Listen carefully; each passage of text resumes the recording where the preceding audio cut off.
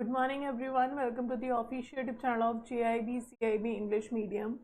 So first of all, let me know is audio video both are okay. Are we good to go? So first, let me know is audio and video both okay. Are we good to go? Good morning to all of you. How are you all? Is audio video both are okay? Are we good to go?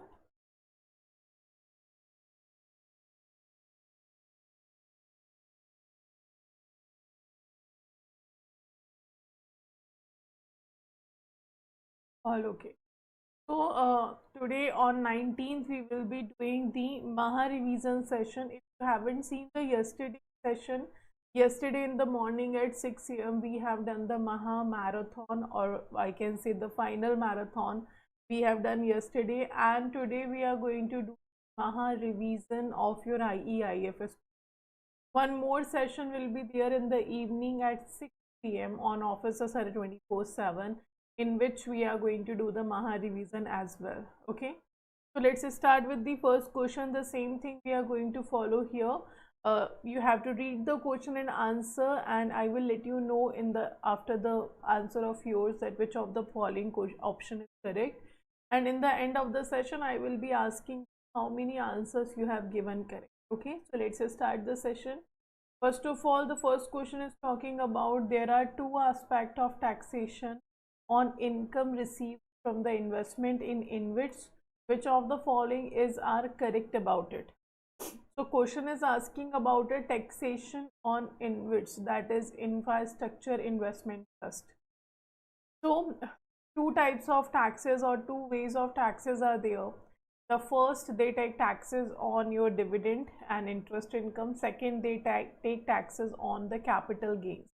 Okay, so read the following and let me know which of the following is correct in context to the taxation on InvIT. A, B, C or D?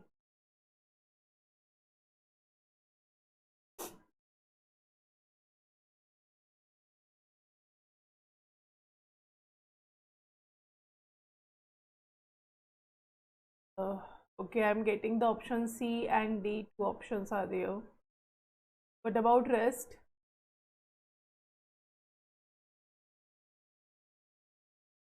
Okay, so see, first is saying here about your tax on dividend and interest income. That's true. Tax on capital gains, that's true. They in which we have to pay the taxes on the interest income or the dividend income we are having. Apart from that, we are paying taxes on the capital gains as well. Then any dividend or interest income that investor gets from InvITs is taxable as per the investor's tax slab rate. That's true.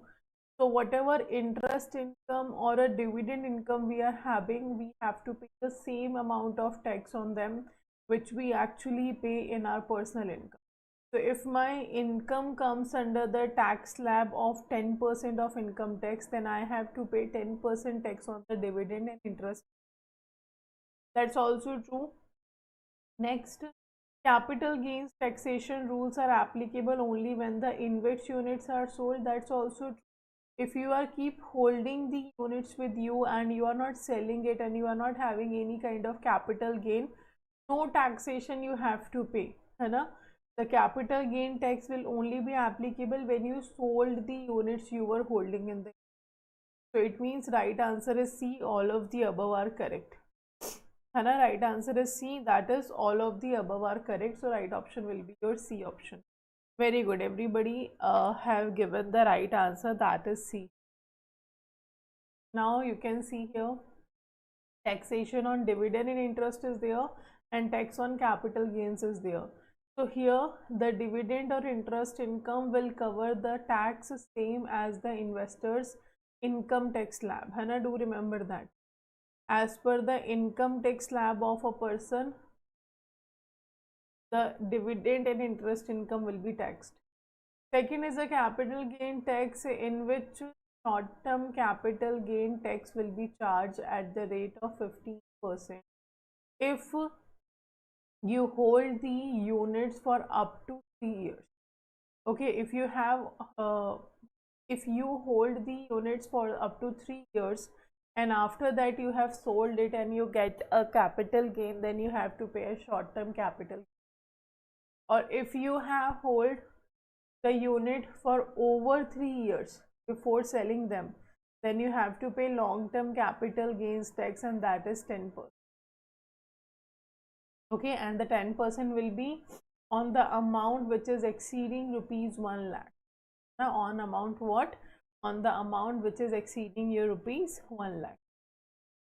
Okay, next question. Take the correct answer. Money supply refers to what? Money supply refers to what? The amount of money in banks, the amount of money with people, the amount of in circulation in an economy, or none of the above. What actually is money supply?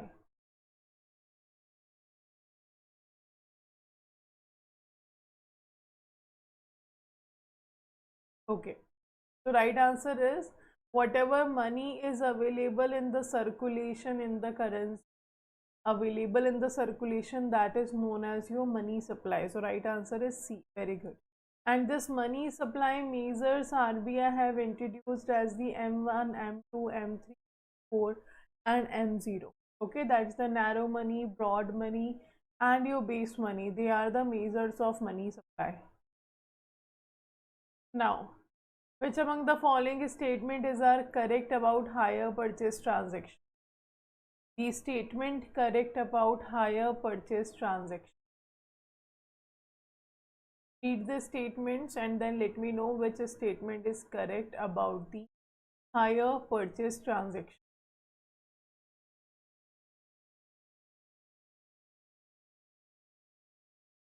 So first is saying the hirer is entitled to terminate the hire purchase contract by giving due notice to the, like it's saying that the hirer means the person who have bought it, and a hirer means the person who purchased the property on a installment basis, that he is entitled to terminate the hire purchase contract by giving notice to the hiree. That's true.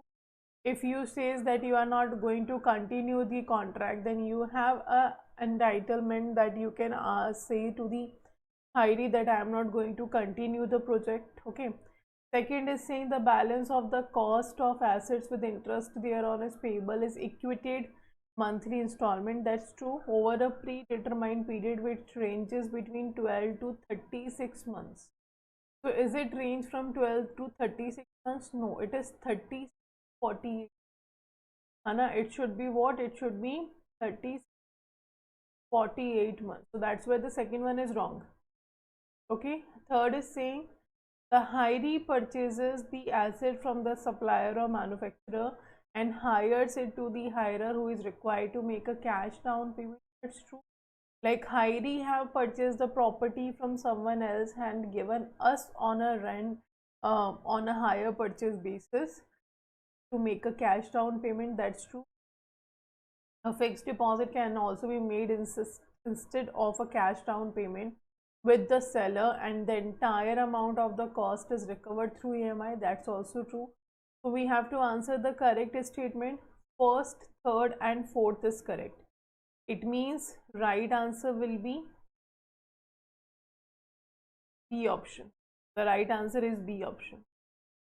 Very good. Everyone is going with the B option. That's correct, because the only wrong option is second, because of the duration. The duration will be 36 months to your 48 months. Right answer is B. Now you can see the seller, that is a hiree, purchased the asset from the supplier or manufacturer and hires it to the hirer who is required to make a cash down payment. How much cash down payment have to be done? 20 to 25% of the cost of your asset have to be. Then the balance of the cost price of the asset with interest thereon payable in EMI or equated monthly installment, and the duration is 36 months to 48 months. Then in place of cash down payment, the fixed deposit will be also given to the CAIIB, है ना, the entire amount of the cost will be recovered in form of EMI, and the amount of fixed deposit receipt plus the interest will be returned to the hirer when he done the last payment of installment. And when you have made the last installment payment, after that your FD's amount plus the interest on the FD will be returned. Then the hirer is entitled to terminate the hire purchase contract by giving a due notice to the hiree. Like if you don't think so, you can take the payment of the upcoming installment, you can simply terminate the contract with the hiree. Okay. Now, narrow money consists of what? Narrow money consists of what? So, narrow money is actually your M1, right? Narrow money is what? It is M1.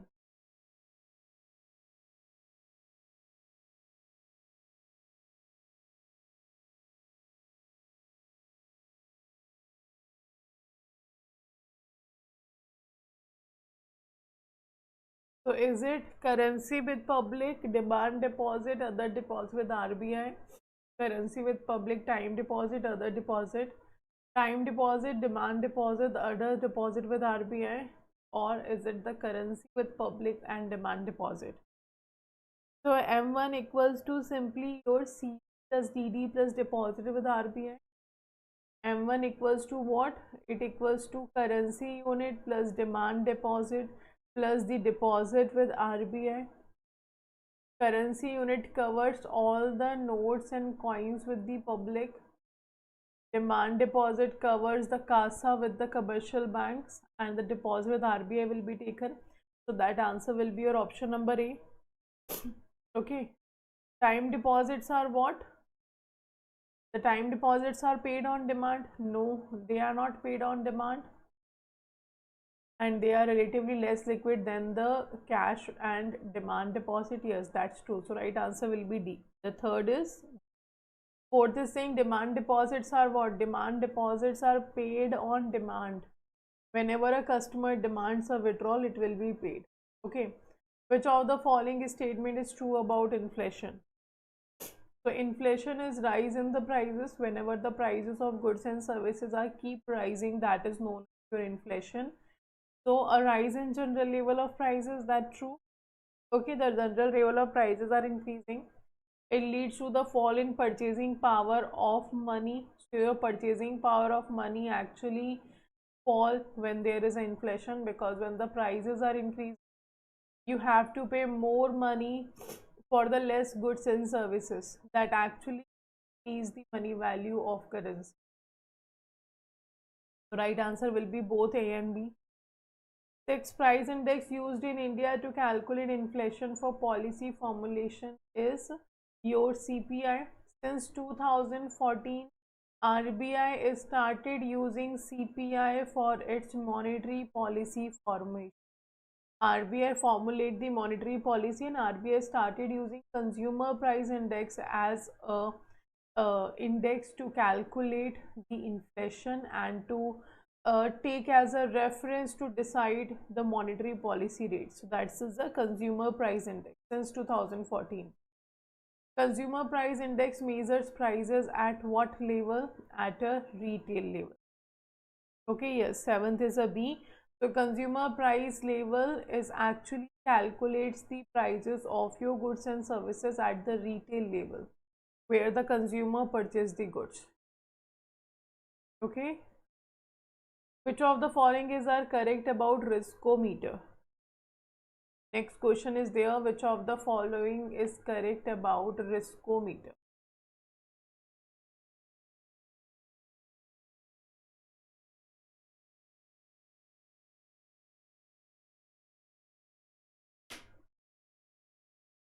You have to answer the correct.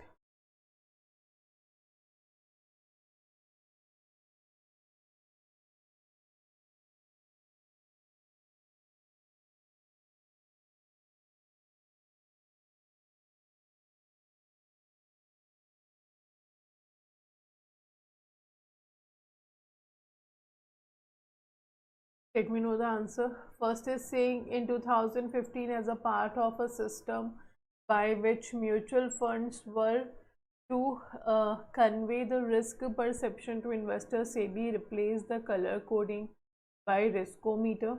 That's what the first statement is saying. Second is saying the riskometer had 5 levels when introduced. Third is saying in 2020, based on the recommendation of mutual funds advisory committee, the guidelines for product labeling in mutual fund was reviewed and the riskometer was modified to include 4 levels. Which of the following is correct?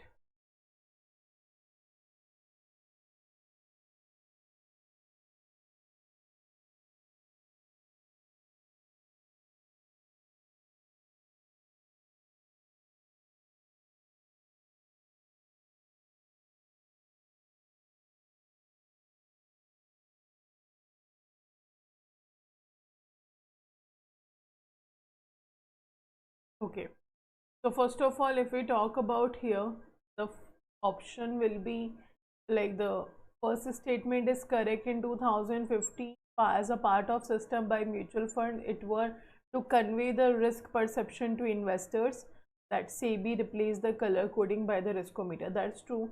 The riskometer had the 5 level well introduced. That's also true. In 2020, the recommendation of MFAC committee guidelines for product labeling in mutual fund, it was reviewed and riskometer was modified to include 4 levels. No, it was modified to include 6 levels. So it should be 6 levels. So this is wrong. First and second is correct. So right answer will be, we write as a D. None of them is given here correct option. First and second correct. The first and second statement is correct about the riskometer. Okay, so see here, in 2015, as a part of system by which mutual funds were to convey the risk perception to investor, the SEBI replaced color coding by the riskometer here, and the riskometer had what level? 5 levels when it was introduced. In 2020, the recommendation of this MFAC committee and the guidelines of product labeling in mutual fund actually reviewed, and the riskometer was modified to 6 levels, not a 4 level, 6 level. So the first and second two statement were right only, and the 6 levels are low, low to moderately, moderately, moderately high, high and very high. Okay, these are the levels.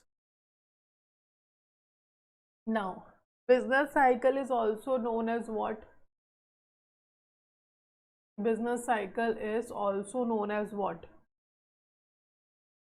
Entrepreneur cycle, economic cycle, vicious cycle, or none of the above. What is the another name of business cycle? It's the economic cycle, and we can also call it a trade cycle. We can also call it what? We can also call it a trade cycle. Now pick odd one out. Second question we have, pick odd one out. Boom, depression, slowdown or recovery? Second is C, slowdown, because it's not a phase of your business cycle, and all the other 3 are the phases. Underemployment of both men and material is characteristics of which phase? Underemployment. Underemployment is a scenario where we can say that the person have to settle down for the less from what he actually deserves to. Okay, and here we have a underemployment of men and material both. That's the situation of your depression. In the depression, both have what? They both have the lesser value actually what they have. Which phase of the business cycle is also known as crisis?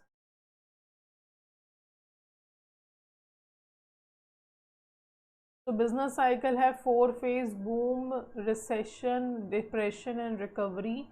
Which phase is known as crisis? It's a recession phase. And we have discussed that yesterday as well. The recession phase is also called as a crisis in the business cycle. Which of the following is are correct about NFO?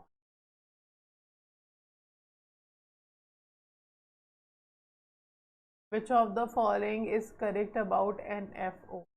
That's a new fund offer. Correct about new fund offer. So first is saying the process through which a mutual fund scheme launches a new mutual fund is called a new fund offer. Second, in case of open-ended and close-ended scheme, the NFO should be open for 15 days except the ELSS scheme.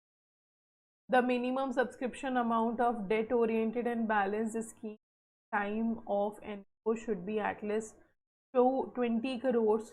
That of the other scheme shall be at least 10 crores.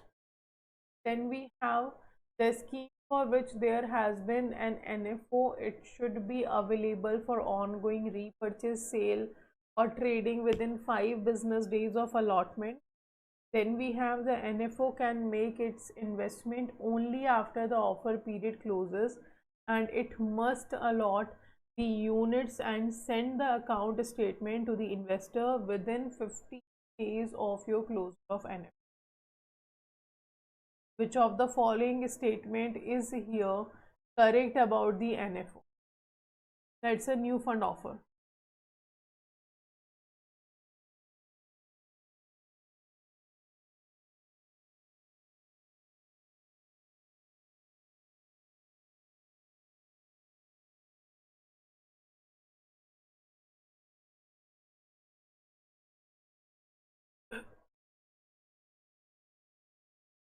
Open-ended and closed-ended is the scheme or is a type of mutual fund, we can say. The open-ended mutual funds are those mutual funds which do not have a maturity period. Whenever you want, you can purchase them. Whenever you want, you can sell them. And no particular maturity period is there that you have to hold the mutual fund for 10 days, for 15 days, for 3 years, for 5 years. No such kind of duration is there in the open-ended. In close-ended, if I talk about, there is a maturity period. There is a particular specified time when the mutual fund is offering its units, then only you can purchase it. And there also a duration in which you can sell it, right? That's a close-ended, which have a maturity period. That's the only difference between open-ended and close-ended. And the right answer is very good. C, it is all except the fifth one. What's wrong in the fifth? It's not within 15 days you have to send the account statement to the investor. In the 5 days you have to do that, है ना? 5 days of closure of NFO, you have to give the details of account statement to the investor. Okay, so right answer is your C, all except the fifth state. Okay, right answer is C. So you can see NFO is what? It's simply a process through which the mutual fund scheme launches a new mutual fund scheme, that is known as NFO. Like we have IPO, initial public offering, when a first time company issued shares for the public, it is the IPO. Same NFO is there. Whenever is mutual fund issuing its new units, that will be issued by the NFO. The duration is 15 days. In case of open-ended, close-ended, but not in the ELSS, and 20 crore amount at least will be there in case of debt-oriented or balanced, and 10 crore it will be there for the other particular. Okay, the asset under management of 20 crore on half-yearly rolling basis, it should be maintained for your open-ended debt-oriented. Also, NFO should be available for ongoing repurchase, sale, trading within 5 business days of your allotment, and NFO can make investment in only after the offer period closes, and it must allot the units and send the account statement to the investor within the 5 days of close of the NFO. So these all are the steps or conditions regarding the new fund offer, which is a process in which mutual fund launches its new scheme or launches its new. Okay, so right answer was all was correct, only apart from the fifth statement. Next, bank rate is also referred to as what?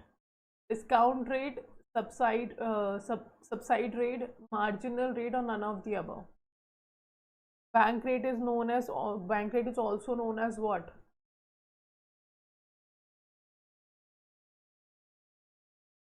It's a discount rate, right?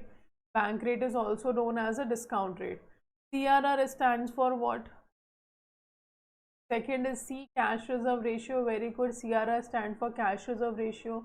Third, SLR stands for what? It stands for the statutory liquidity ratio.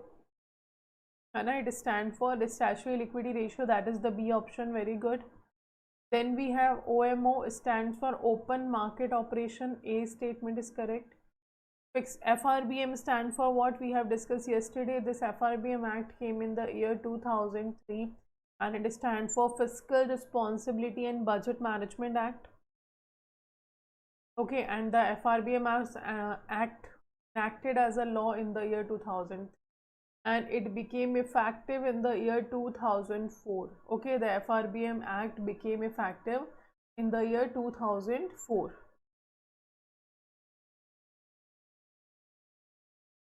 Clear? So A, C, B, A, D, the right answer. Okay, which of the following is are correct about the REITs? Which of the following is are correct about the REITs? That's a real estate investment. So first is saying REITs are similar to mutual fund as they allow multiple investors to pool their investment, and in both cases the assets are professionally managed by a designated fund manager. Second is saying when a real estate company decides to form a real estate investment trust, it becomes the sponsor for REIT and appoints a trustee. The trustee holds the real estate asset of the trust in its trusteeship and the assets are no longer directly controlled by the sponsor. A REIT may control its real estate holding either directly or through the formation of one or more special purpose vehicles. Then in the case of REITs, the SPF is a domestic company that holds the real estate assets on behalf of the REIT as per the regulation, and the trust must hold at least 50% of the equity in a special purpose vehicle. And the next thing is the trustee appoints a manager to manage the real estate asset on behalf of the trust and also make investment. So which of the following is correct about the organization of REITs? A, B, C or D?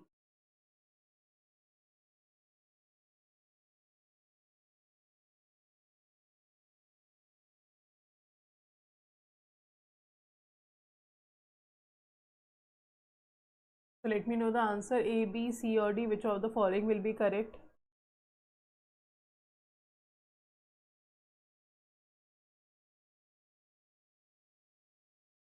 C is correct. Everyone is saying. Very good. So none of these statement is wrong. All the statement about the organization of real estate investment trust is true. What the trustee is doing, what is REITs is doing, what is SPF is doing, everything is given here is a correct statement. So right answer will be your, that is all of the above are correct. Okay. Aja, how many types of REITs are there? So you can see, first of all, we have a sponsor who will invest 25%, and the sponsor have to at least invest this amount for 3 years. Now for at least 3 years this contribution have to be done. And now the REITs will appoint the trustee and the trustee will be managing it, है ना?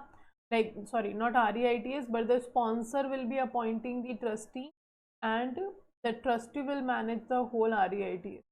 Then this trustee will appoint the investment management, investment manager who will be deciding where to invest and what to be done next. Then REITs will be appointing the special purpose vehicle to hold its assets, or it can directly manage its assets. The trustee have to have a 50% or more than that holding in the special purpose vehicle. So all these are the organizational setup of your real estate investment. Okay, 5 types are there, correct.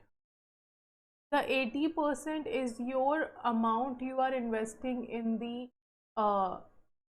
completed or revenue generating projects.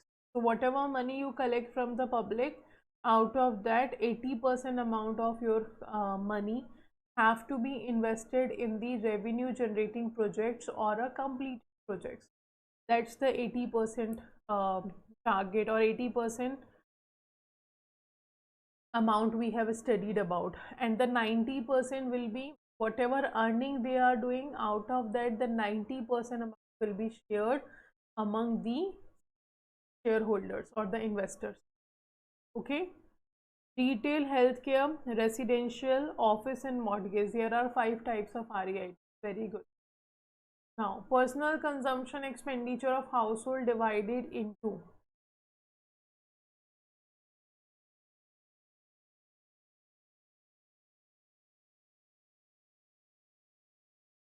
durable goods, non-durable goods, services, all of the above.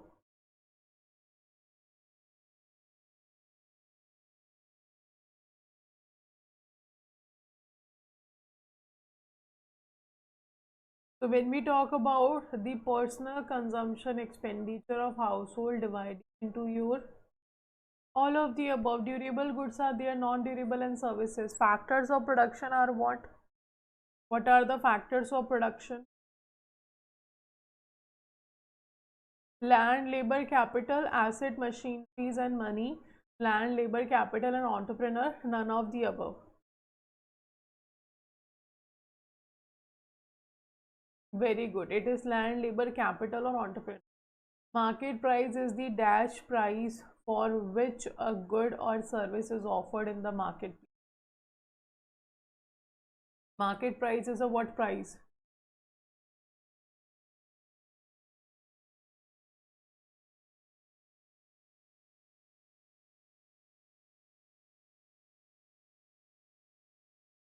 It's a nominal price. Market price is what? Is a nominal price, it's an economic price, marginal price or deficit price. Obviously, it's what? It's an economic price. Market price is your economic price for which we purchase the goods and services in the marketplace. Okay, next.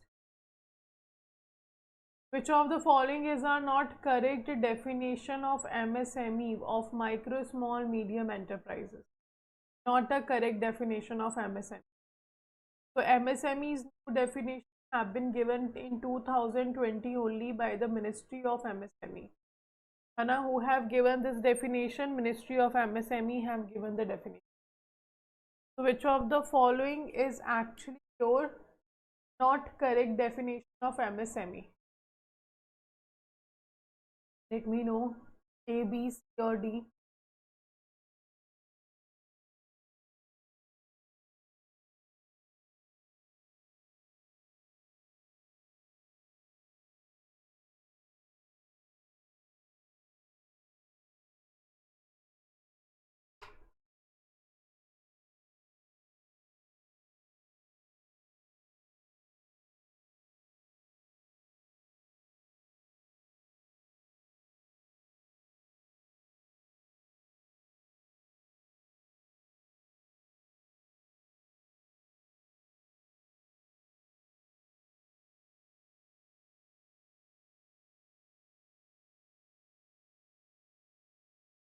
First is saying micro enterprises.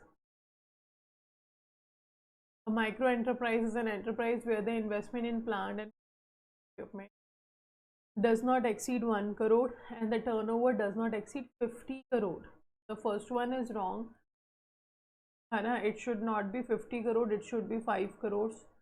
Second is small enterprises. A small enterprise is an enterprise where the investment in plant and machinery or equipment does not exceed 1 crore and turnover does not exceed 50 crore. So if we talk about the small enterprises, it will be investment does not exceed 10 crore and the turnover does not exceed 50 crore. So here the investment amount is given wrong, it should be 10 crore. Medium enterprise. A medium enterprise is an enterprise where the investment in plant and machinery or equipment does not exceed 50 crore and the turnover does not exceed 250 crore. That's true. So we have to answer not correct definition is first and second. Right answer will be D. Okay, not correct definition is D, only 1 and 2. The third one is correct about the medium enterprise. Okay, so you can see the definition of MSME. Old used to be different for manufacturing and services, but now it is same for the both. In case of your micro enterprises, investment in plant and machinery does not exceed 1 crore and the turnover does not exceed 5 crore. Okay.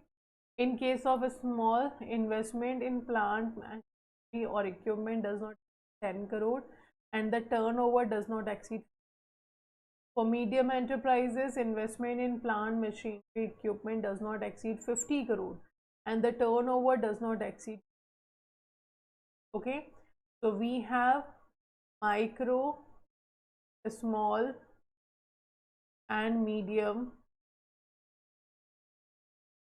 1 crore, 5 crores, 10 crores, 50 crores, and then 50 crores, 250. Okay, does not exceed these value in the investment and the turnover. That's the new definition of your micro, small and medium enterprise. Okay, do remember it. Next, expand NCCD.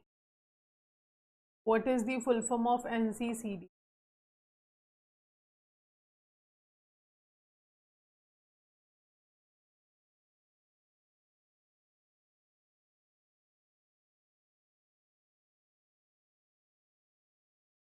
So it is related to budget. When we talk about NCCD,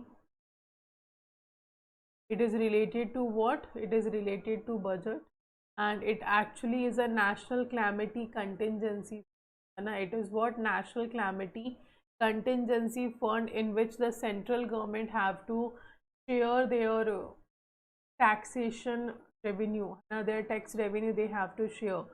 So right answer will be National Calamity and Contingency Fund. So right answer will be D. None of them is correct. Okay. National.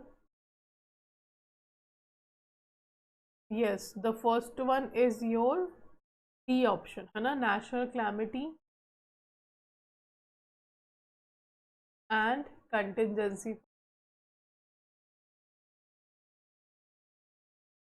So this is the fund in which the central government have to give a part of their tax income for the contingency purposes for the uncertain climate change.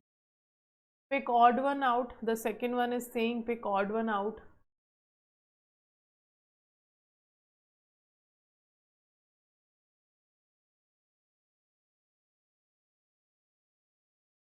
A, B, C or D.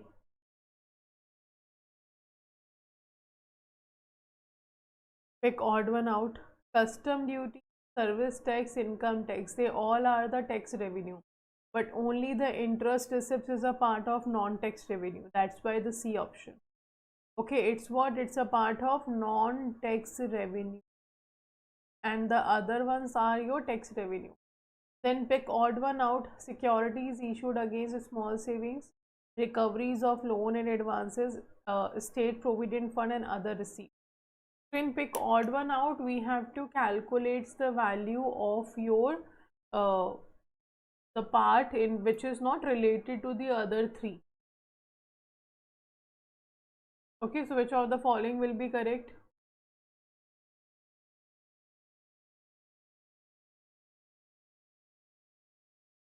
Very good. Third is B, that is recoveries of loan and advances. That's your debt receipt. Okay, that's your debt receipts. Now pick odd one out in the last one, that is saying loan to public enterprises, your pension, your subsidy, your police. Which of the following is correct here? So your pension, subsidies, police is your revenue expenditure. And they all are what? They all are the revenue expenditure. So the odd one out is your loan to public enterprises. It is loan to public enterprise. Okay, next. Net fiscal deficit is the difference between what? If we talk about the fiscal deficit, the net fiscal deficit is a difference between what? First is saying gross fiscal deficit and net interest payment, gross fiscal deficit and interest payment, gross fiscal deficit and net lending, and none of the above. So what is the net fiscal deficit?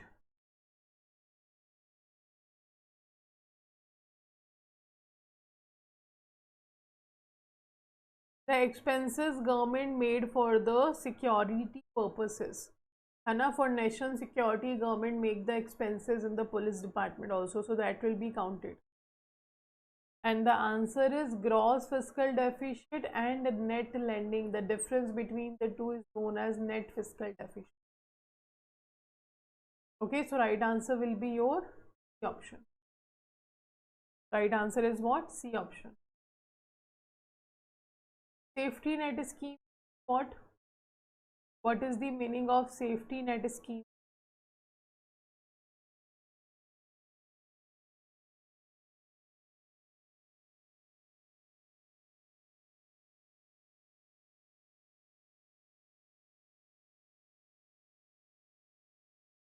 So fiscal deficit is simply when the government's budget went to the loss and the government have to borrow the fund from the market or from anywhere to continue its business, to continue its work of economic development.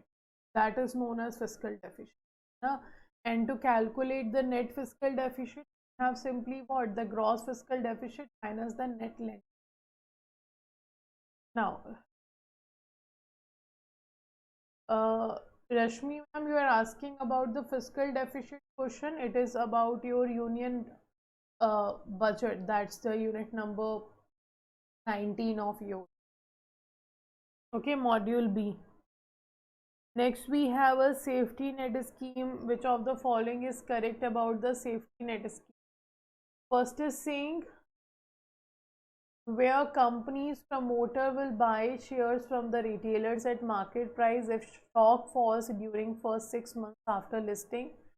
Second, where company's promoter will buy shares from the retailers at IPO price if stock falls during the first 6 years before listing.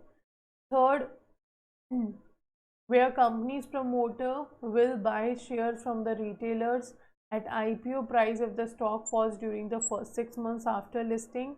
And when the fourth is when the company's promoter will buy shares from the retailers at IPO price if stock falls during the first 3 years after listing.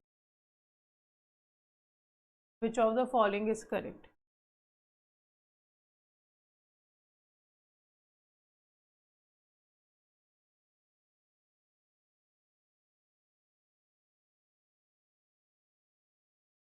Okay, so first is wrong because it's saying it will purchase at the market prices. Second is wrong because it's saying first 6 years. Third is saying where the company's promoter will buy the share from the retailer at IPO price. This is true if the stock falls during the first 6 months. This is also true. Right answer is C. And fourth is wrong because it is saying 3 years. Right answer is your C option. Correct. Right answer, we have a C option. The promoter will buy back the share from the retailer at the IPO price if in the first 6 months the shares price is falling. That's a yes. Maximum 1000 share per person will be taken. Will be purchased. Right answer is. You can see in the safety net scheme or it's a buyback arrangement or the share proposed in public issue shall be finalized by an issuer company with the lead merchant banker in advance and disclosed in the prospectus. So the buyback or safety net arrangement shall made only to the original resident individual allotee. It's not like I have purchased or I sold to someone else or there is a NRIs. No, it will be available to the original resident individuals allottees who have purchased our share, and limited to a maximum 1000 share per allottee will be purchased backed by the promoters. And the offer is kept open for a period of 6 months from the last date of dispatch of your security. Okay.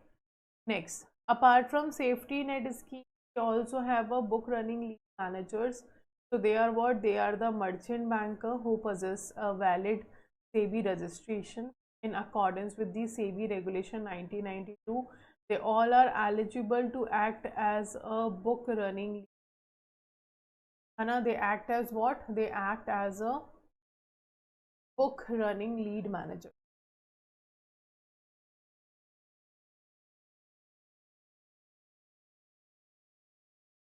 Here, so that's a book running lead managers, BRLM.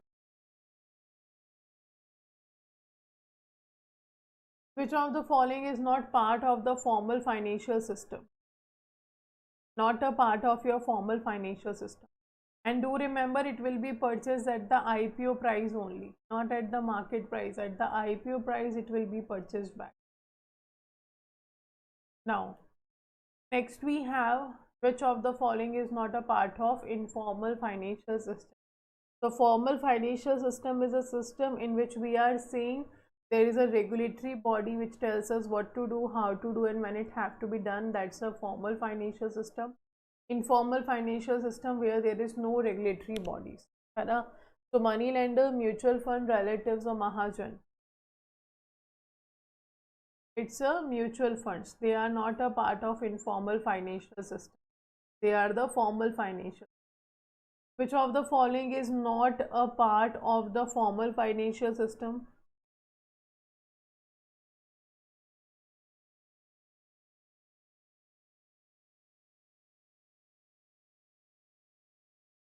Which of the following is not part of formal financial system? Association, banks, NBFCs, insurance companies. So associations are not part of your formal financial system, all the others are. Which of the following is a part of financial system? The financial system have three components which include financial market, financial instrument, and the market participants. It means all of the above. Okay, the first bank established in India was Bank of Hindustan in the year 1770, which actually got failed in 1832, and it was established in Calcutta. That was the Bank of Hindustan. In which phase of development of the financial system was focus led on the development financial institution? So when we have introduced the first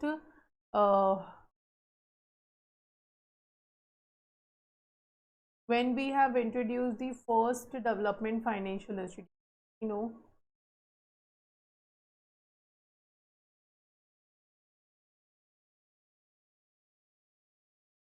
the first financial system we have introduced in 1948, right? In the 1948, CI was established with the 10 crore capital. It was the first development financial institution of our. So it was started in the post-independence period.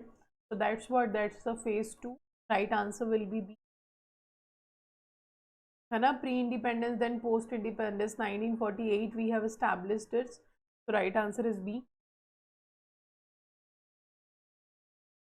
Now, in terms of which section of BR Act is the business of banking defined?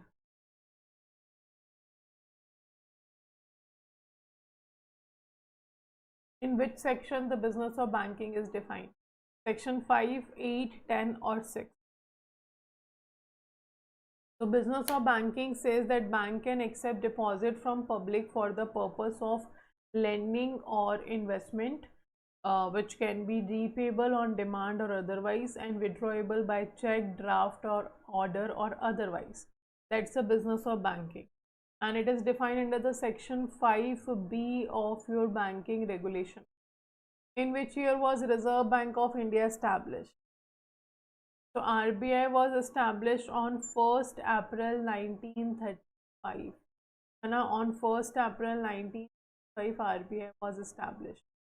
What is the minimum capital requirement for setting up of your universal bank? If you want to set up the universal bank, the minimum capital we need is a 500 crore. The minimum capital requirement we have for the small finance banks is what? It is your 200 crore. It used to be the 100 crore but changed to 200 crore now. What is the maximum balance that a payment bank can maintain in a each account? When the payment bank was introduced in 2015, it was only allowed to accept 1 lakh rupee per customer. But it have been increased to what? It have been increased to 2 lakh rupees per customer. They can accept how much? 2 lakh rupees per customer. A transaction carried out on out at an ATM of the card issuing bank is called a dash transaction.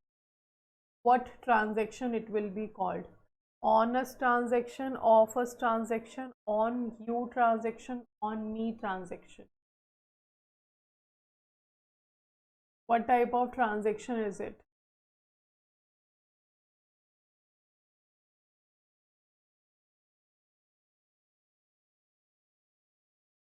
It's simply a your, like we are saying, transaction carried out at an ATM of the card issuing bank, that's a on us transaction. And let's say SBI have given you the for example ATM, and you are taking transaction on the SBI ATM only, so that will be on us transaction. Okay, and if we talk about the Google Pay is what? It's a fintech company or a tech fin company. If we talk about a Google Pay, it's a fintech company or a tech fin company.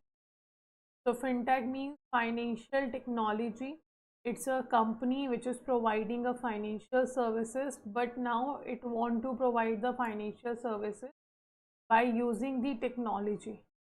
Okay, that's a fintech. And techfin, their company is already a technology based company and it used to provide the technical support or something, but now it wants to serve the financial services as well. That's a tech fin company. So Google Pay is a tech fin company. It's what? It's a tech fin company. It's a technology company already which has started providing the financial services to us. Okay. Then next. Which of the following statement is true about the deposit taking NBFC?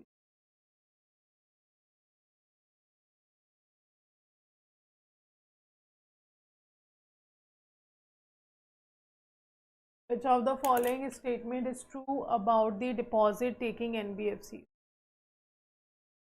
100 crore capital for payment bank. For payment bank, 100 crore capital is required.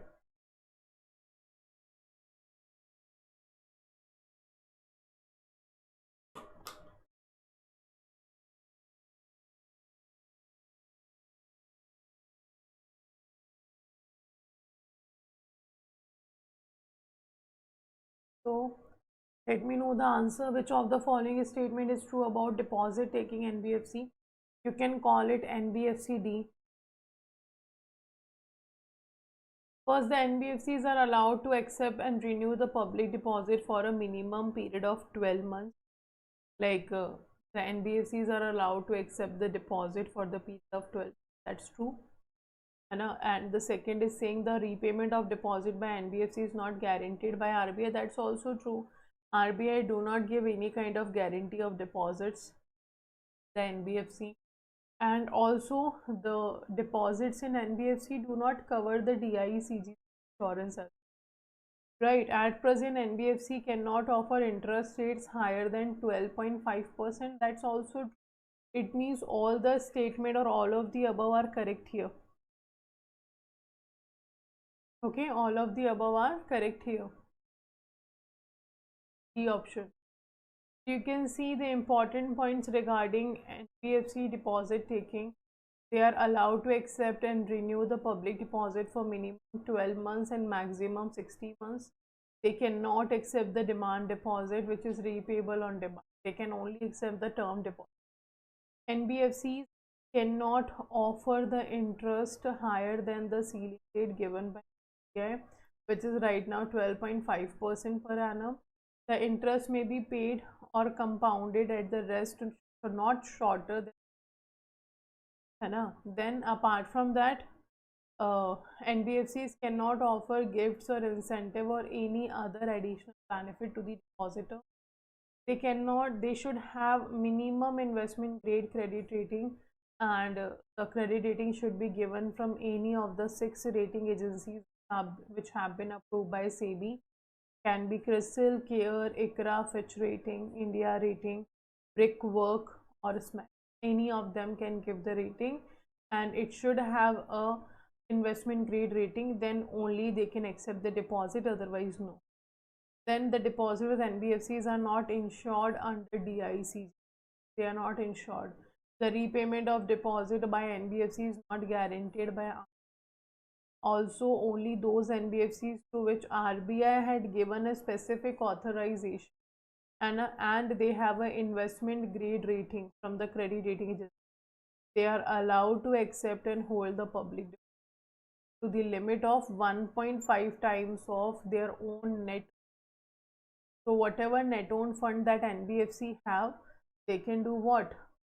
They can be able to have the NBFCs can accept the deposit from the public. So these are the conditions, the important parameters that have been given to the deposit taking NBFCs. Like if they want to take a deposit from the public, all of these conditions have to be full. Okay, earlier the NBFCs were not allowed to accept the deposit, but later in 1997, when the amendment have been done in the RBI Act, the NBFC deposits taking NBFCs were introduced and were allowed that you can accept the term deposit from them. Okay, next. In which year did Reserve Bank of India commence its business? In which year RBI started its business? Is it 1927, 1935, 1942 or 1947?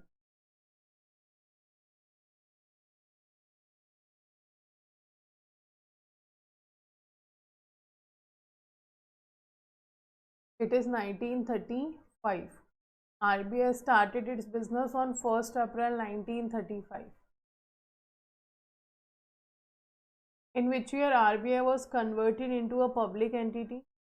So RBI used to be a private shareholder bank because RBI's 5 crore initial capital have been collected by issuing share to the public. So RBI became public entity in 1949, actually given in your book. In 1949, the RBI's nationalization have been done. Okay. The Central Board of Directors of RBI is required to meet at least dash times in a year. How many times the Central Board of Directors of RBI is required to meet? The second is not D. 1948 is not right. 1949 actually RBI got nationalized. In which year? In 1949, 1st January, we have discussed that as well. It got the nationalized. So right answer is 1949 on 1948.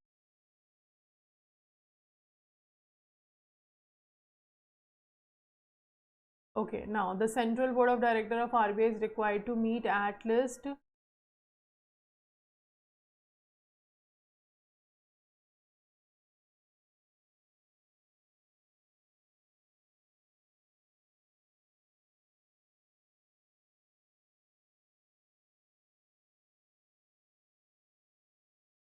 when it comes to the Central Board of Directors, they have to meet at least 6 times a year.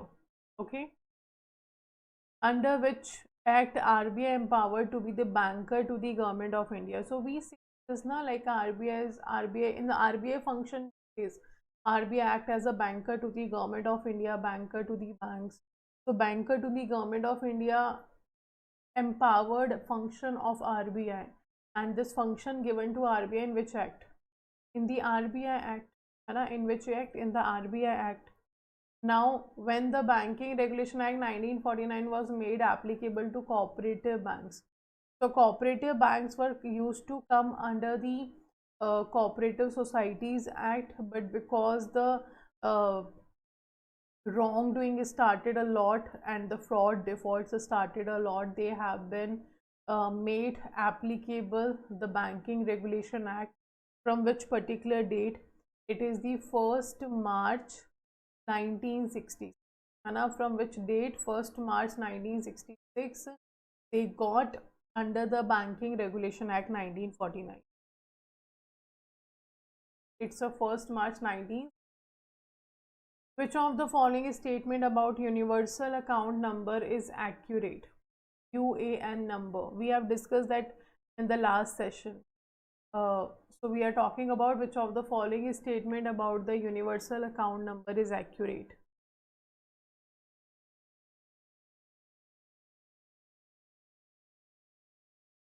The fourth time I have told you yesterday about the Monetary Policy Committee meeting. That was a Monetary Policies Committee's meeting in which 6 members are there, 3 from RBI, 3 from Government of India. And the last question was asking about a Central Board of Directors of RBI, which is 21 members, in which governor, 1 governor, 4 deputy governor, 4 members from the local boards will be there, member from Ministry of Finance will be there, 10 members will be nominated by government. They have to meet 6 times. Okay, both are different. One is talking about your Monetary Policy Committee's member, one is talking about your Central Board of Directors. Okay, right answer is it has 8-digit and used for international banking transaction. Obviously not. It's a 10-digit number assigned to employee for tax purpose. UN typically consists of 12 digits and it is associated with the employee provident fund. That's true. The number of digits in UN varies based on the individual financial history. No. The right answer is C. Okay, right answer will be what? C. It is of 12 digit and it is related to employee provident. So UAN number actually given by EPFO, and it was introduced by whom? It was introduced by EPFO. It acts as an umbrella for multiple member IDs, okay, and an individual by different employers. So UAN have a unique 12-digit number which is assigned to the employee by EPFO, okay, and it enables linking multiple EPF account of a person, and this was introduced in October 2014 as a part of Pandit Deen Dayal Upadhyay Samev Jayate Karyakram. Under this, the UN number program and the UAN actually introduced by the EPFO. It have 12 digits and it link your multiple EPF account allotted to whom? To a single member. So it's not like every time you are going for a new employer or a new job, you have to get the new EPF account now. No, you have a single universal account number. You will use that account number only. Doesn't matter how many employers you are changing. Okay. Which was the first development financial institution set up in India?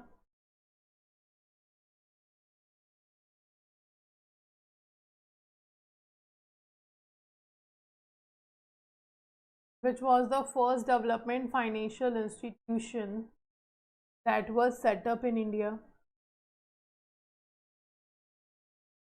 IDBI, SIDBI, ICICI or IFCI? It is IFCI in 1948, right? Which of the following would come under the category of investing institutions? So development financial institutions have been divided into 4 categories. Out of the 4 category, which of the following is a part of investing institution? It is your LIC. LIC and UTI, these two are the part of your investing institution. With the onset of liberalization, what structure was adopted by development financial institutions? What structure they have adopted?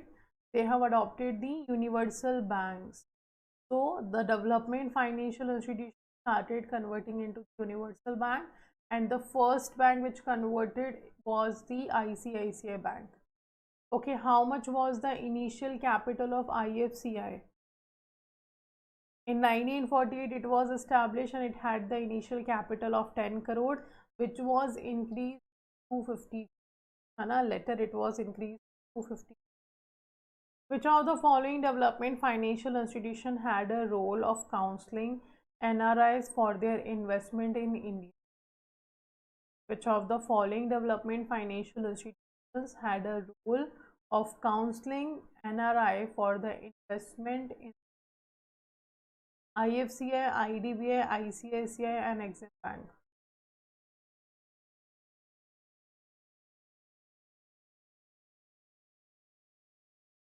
So the counseling NRI role started by the ICICI Bank, not Exim Bank, it's ICICI Bank. Exim Bank actually promote our foreign trade policies and export import. Now match the following.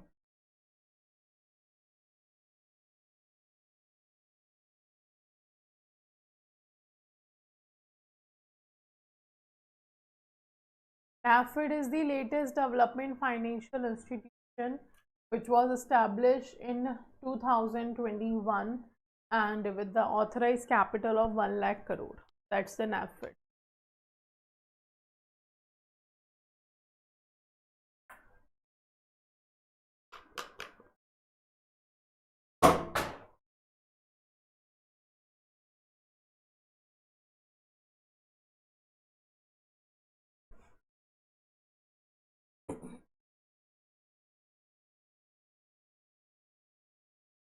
Okay.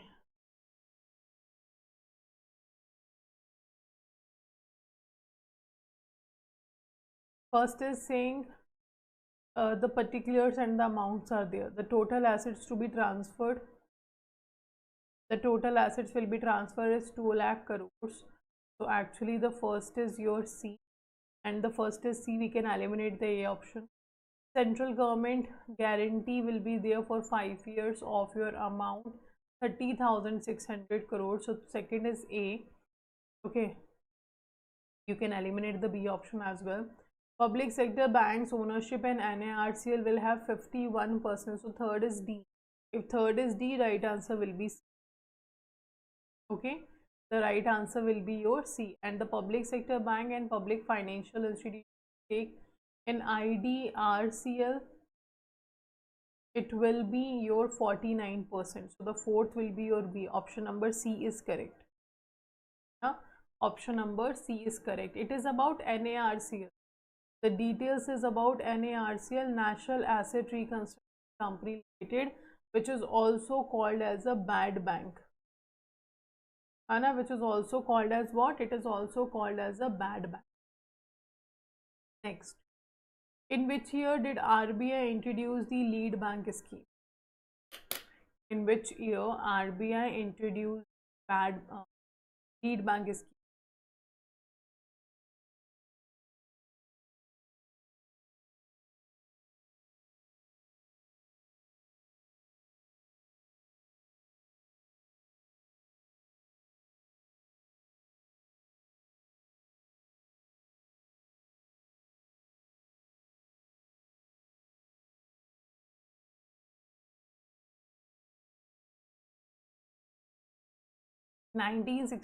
December 1969, RBI introduced bank scheme.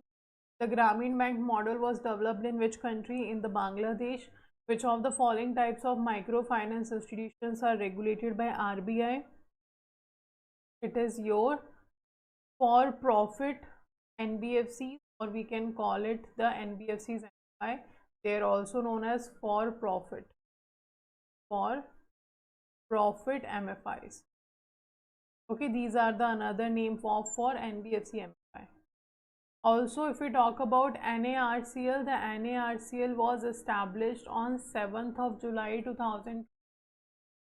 And it was established 7th July 2020. Okay. In which type of financing of self-help groups does an NGO act as a financial intermediary? So the self-help group models, we have 3 models. First of all, we have how many models? 3. So it cannot be D. So in which model the NGO act as a financial intermediary? Model 1, model 2 or model 3? In model 1, no NGO intervention is there. In model 2, they act as a facilitating agency. Sorry, this is 3. In model 2, they act as a facilitating agency.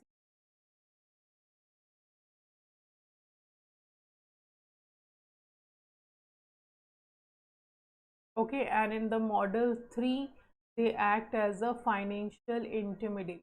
In model 3, they act as a financial intermediary. Which of the following figures is in the fair practice code developed by RBI for NBFC MFI?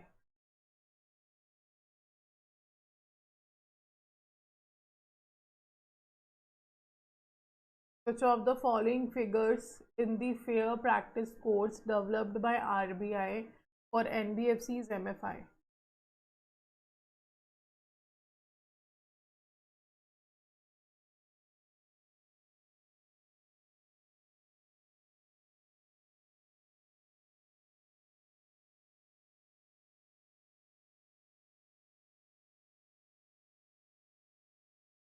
Okay.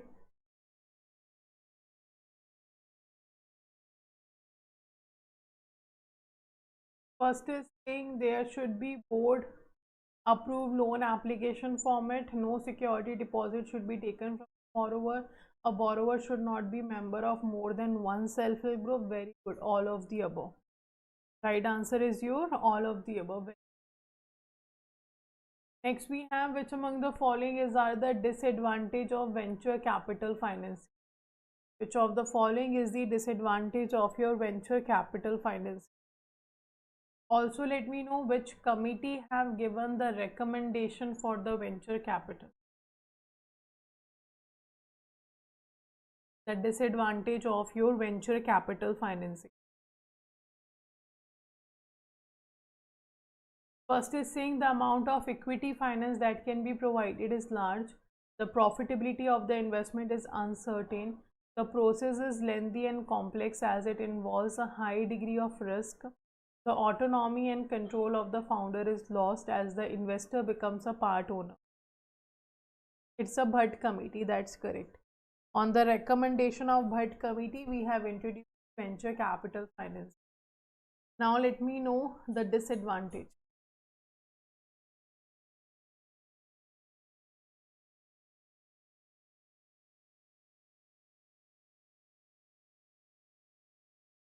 The first is saying amount of equity finance that can be provided is large. This is not disadvantage, this is the advantage. So we can remove that, the first one. Profitability is uncertain, that's true. High degree of risk and lengthy and complex is true. The autonomy and control of the founder is lost is true. So second, third and fourth are correct. Option number A is correct. Option number A is correct. You can see here, autonomy and control of the founder lost, investor become part owner. Lengthy and complex process, it is high degree of risk is there, profitability is uncertain. Investments are made on the long term basis, so the profits acquire after a very long time. The investment is time taking and uncertain. Wealth and expertise it brings to the investor is huge. That's the advantage. The second part is the advantage. The amount of equity finance that can be provided is large here. That's also advantage. The entrepreneurs is at a safer position as the business does not run on obligation to repay. So in the venture capital, to the startup to which the venture capital have given the owners of that startups are at the safer positions. Like they do not have an obligation that you have to return the money. No. If the startup starts earning profit, then they have to return money, otherwise no, because it's mainly the equity investment. Equity investment means the share investment, which no obligation will be. Okay, so these are what? These are the advantages we have of venture capital finance. Okay, which of the following is not a sector included in infrastructure? Not a sector included in infrastructure. Textile mills, waterworks, waterways, canal network. Ashwin sir, what is not clear? Do write it. What actually not clear to you?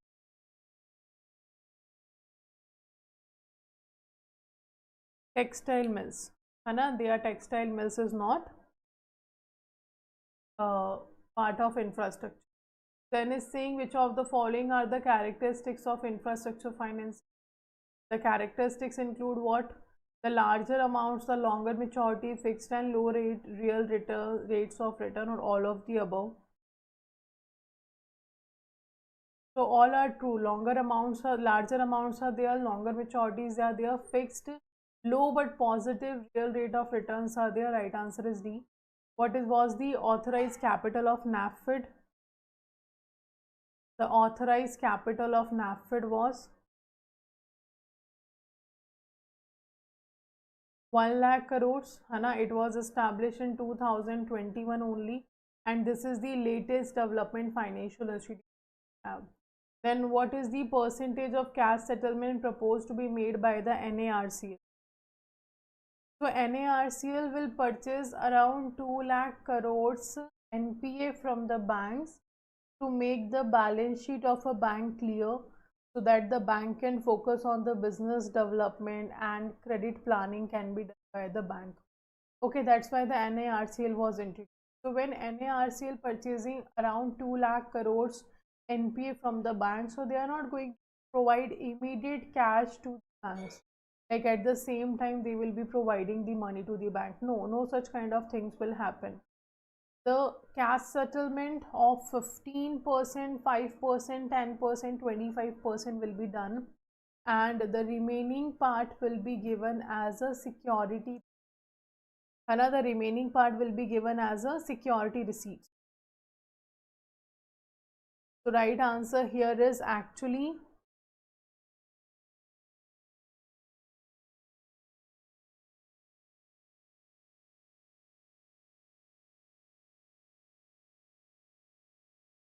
it's 2 lakh crore. The overall amount is 2 lakh crore.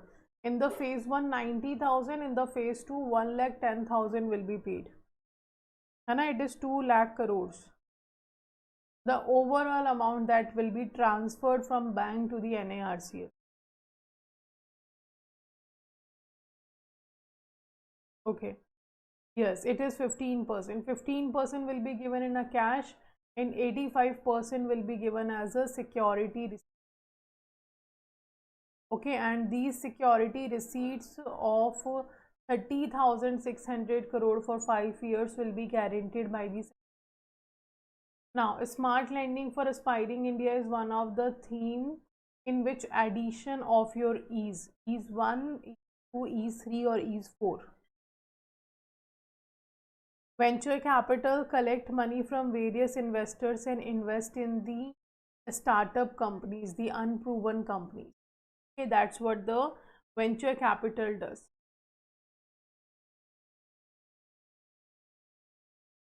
Okay, they take money from the various investors and invest that money in your startups, or we can say in unproven companies. Okay, smart lending for aspiring India is a theme of your ease 3.0, so right answer will be your C. Hana, it's a theme of your what? Ease 3.0, so right answer will be your C. Now, which of the following is not a segment of financial market?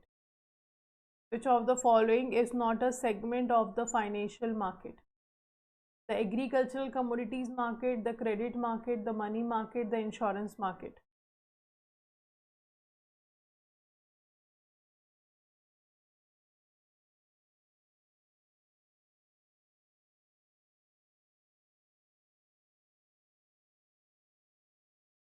Let me know which of the following will be correct.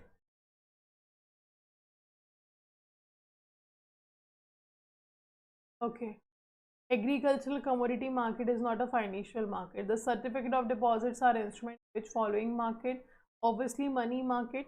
Other certificate of deposit are the instrument of money market. State development loans are instrument which is the part of your debt market, because state development loans are the state government security, and the government security is actually what? It's the debt instrument. That's why it's a part of debt market.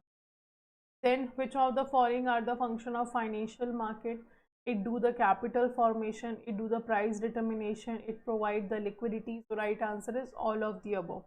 All of these are what? They are the functions of financial. Which of the following is not a factor for price discovery? Which of the following is not a factor for the price discovery? The market stability, the available information, the risk appetite, the supply and demand. Volume is less.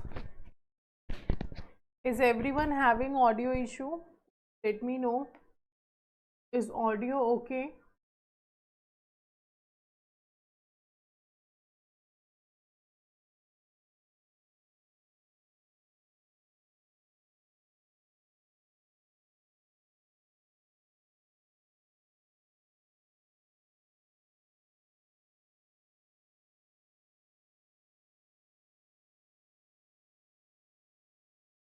Okay. So, not a price discovery factor, it's a market stability. Market stability is not a price discovery factor. In the price discovery factor, we have supply and demand, we have your attitude to risk, we have your available information, we have market mechanism, and we have a market mechanism. Also, apart from that, we also have your available information, your volatility is there. They all are the factors for the price discovery. Okay. Next. Which of the following is are not participants in the forex market?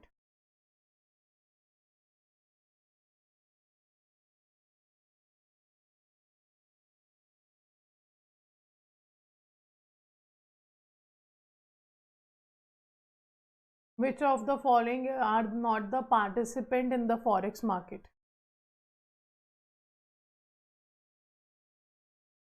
First is saying brokers, commercial banks, jobbers or central bank. The right answer is your jobbers. They are not the participant in the forex market.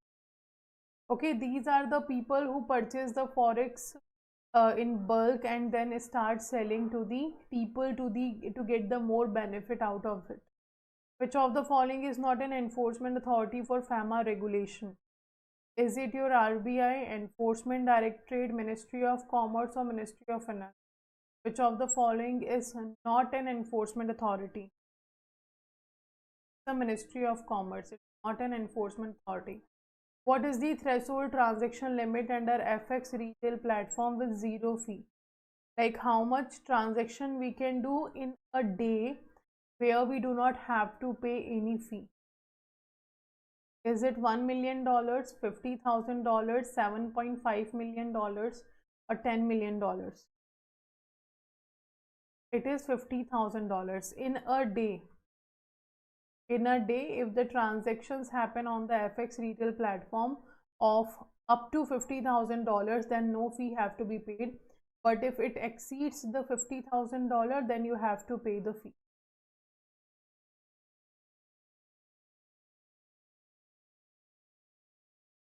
Next. Which of the following is are correct about the deposit? So this we have done. The DAS system has evolved as an extension of the social structure and is characterized by lack of regulations, low transaction costs, unstructured procedures, transparency, and low default rate. Then the typical examples component of this system are individual, money lender, association, funds, partnership, firm, etc. So you have to answer which of the following are the financial system we are talking about in the para. Examples have been given like the individual, money lender, association. If you read the examples, you can answer. A, B, C or D. Which of the following will be covered? It's a informal. It's an informal financial system which is not regulated by any regulatory body. The right answer is A. According to the amendment of 1997 to the RBI Act 1934, a non-banking financial company means what? So, in RBI Act, amendment have been done in 1997, in which the definition or the definition of NBFCs have been given. So as per the 1997 amendment, what is NBFC? It is a financial institution which is a company. Second is saying a non-banking which is a company and which has as its principal business the receiving of deposit under any scheme or arrangement or in any other manner or lending. Third, such other non-banking institutions as of such institution as the RBI may, with the previous approval of the central government, specify. And the fourth is all of the above. Which of the following is correct? And the answer is all of the above. All of these defines the non-banking financial company. It is a financial institution. It also allowed to accept as a principal business the deposit from the public under any scheme or arrangement. Okay, which can also be performing the function of lending. And the other non-banking institutions which time to time RBI with the approval of central government says that this is also a non-banking financial company, they will be covered. So that's why the right answer is your D, all of the above. Now, which of the following is our correct recommendation of Narsimhan Committee 1? So, Narsimhan Committee have been introduced times in the financial sector to make the amendments in the financial sector of our economy. So, which of the following statement is correct about your Narsimhan Committee? A, B, C or D? Read this statement and let me know which of the following is correct.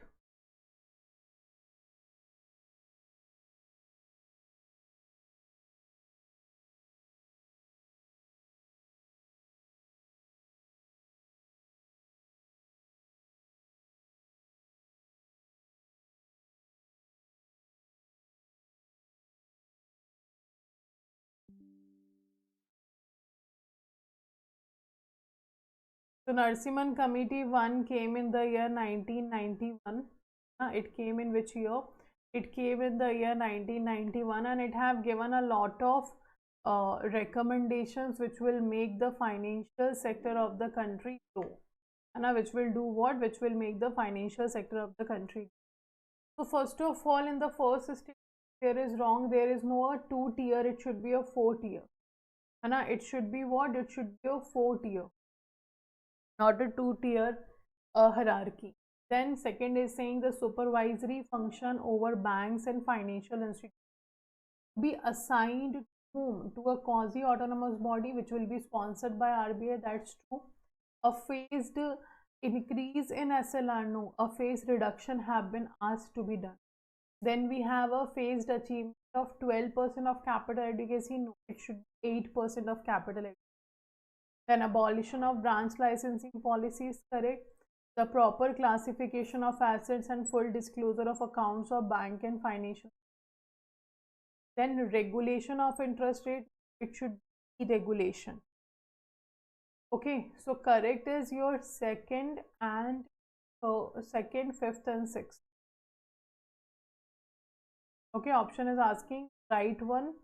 So second statement is correct, fifth statement is correct, sixth is correct. So right answer will write none. Second, fifth and sixth correct.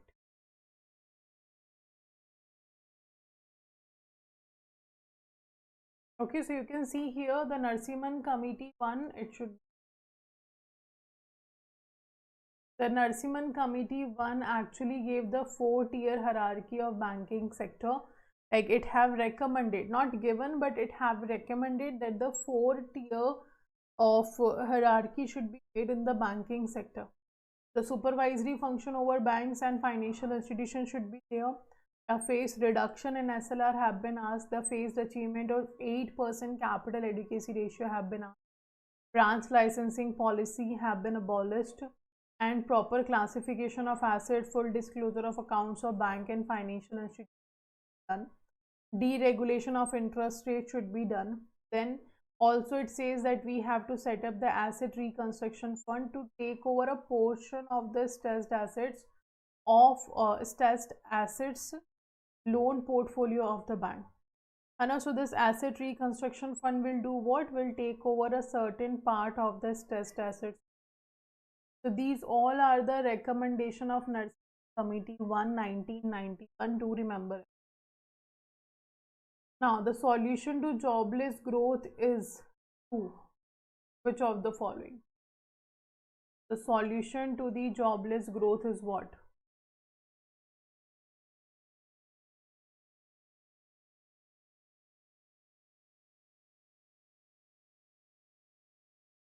What can be done to solve the jobless growth?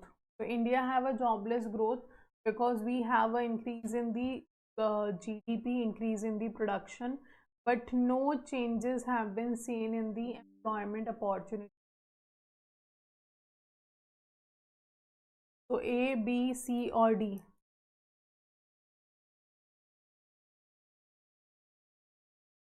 Because the available larger investments is a profit for the entrepreneurs who are starting business. It's good for them because they are getting a required capital from the market.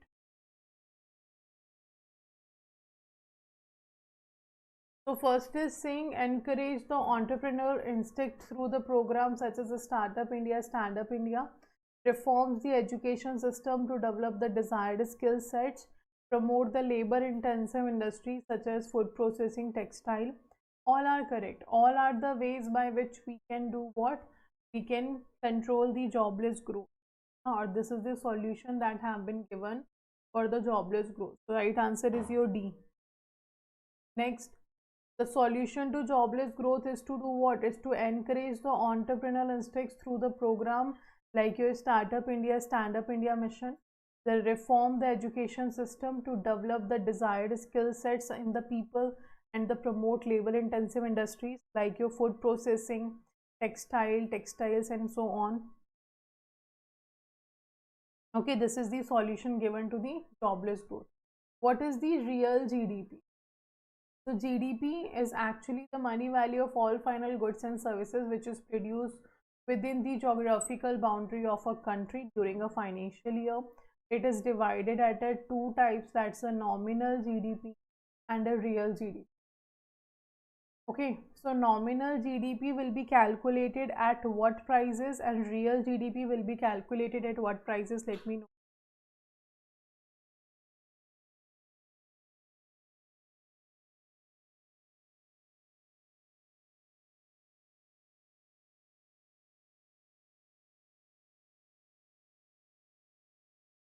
Real GDP will be calculated on the constant price. And it's a GDP at constant price, and the real GDP to what? Adjustment of inflation. And in the real GDP, we do the adjustment of inflation because we calculate at the constant price. We compare the prices of current financial year with the base year prices. And nominal GDP will always be calculated at the current prices without adjusting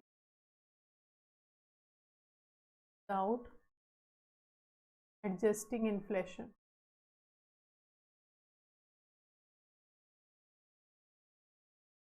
Okay, so nominal will be calculated without adjusting inflation at the current prices. Real GDP will be calculated at the constant prices and with the adjustment of inflation. Okay, so right answer is A. Now, which of the following are not included in red herring prospectus? Not included in the red herring prospectus. So red herring prospectus is a kind of a offer document which is filed by the company to the SEBI when the company intends to raise money from the public by selling the shares of the company. At that time, the red herring prospectus will be issued by the company. So it's very useful information for the investors because it gives us the detailed information about the company, and with the help of detailed information about the company, will be capable of taking a sound financial decision like we should invest in the share of this company. So it includes what? The business description, the financial information, the risk factor, the use of proceeds, the industry rating, Very good. It should not be industry rating, it should be industry overview. So right answer is all except the fifth. All will be covered except the fifth. Okay, apart from this, it also tells us about the management of a company. So the sixth point we have is a management of the company will be also informed in the red hiring prospectus. Okay, so right answer here is C, all except 5. Now, find the incorrect statement about ASBA. Also, let me know the full form of ASBA. What is the full form of ASBA? The incorrect statement about ASBA.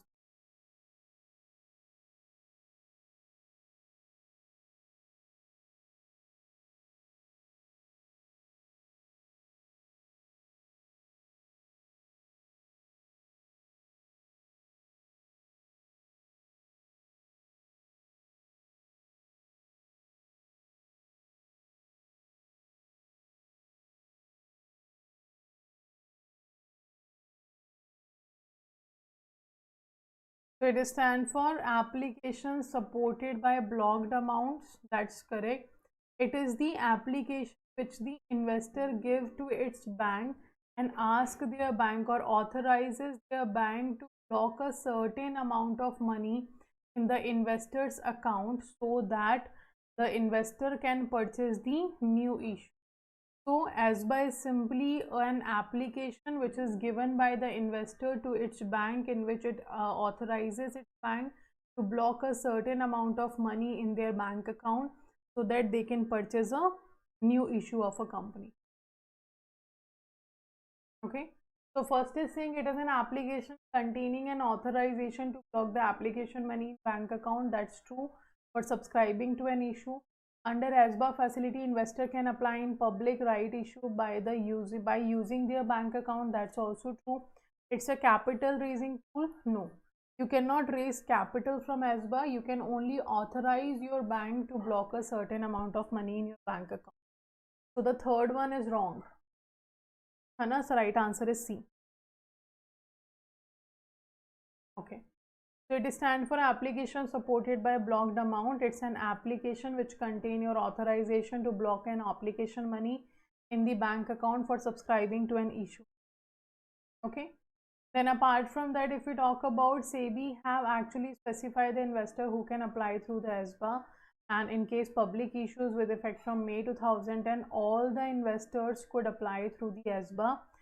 In which issue? In public issue. Okay. In right issue, all shareholders of a company as on record date were permitted to use the ASBA for making application provided the applicant shareholder. So in public issue, all can do that, and in the right issue, all shareholder of the company as on record date will be allowed to use the ASBA. Okay. Then we have a self-certified syndicate bank. These are the banks which provide the ASBA facility investor. And which bank will be called as a self-certified syndicate bank? It will be defined by SEBI, and the permission will be given by SEBI, and on the website of the SEBI the name of self-certified syndicate banks will be also defined. Okay, so do remember, those banks who provide the ASBA facility, they are known as self-certified syndicate bank. Okay. CSR Schedule 7 of Companies Act attempt to eliminate which of the following? CSR Schedule 7 attempt to eliminate which of the following? Let me know the section in which it is defined of Companies Act. Then let me know it's a criminal offense or a civil offense. So first of all, it's a civil wrong now. What is the penalty amount for company? Also, let me know the penalty amount for defaulting officer.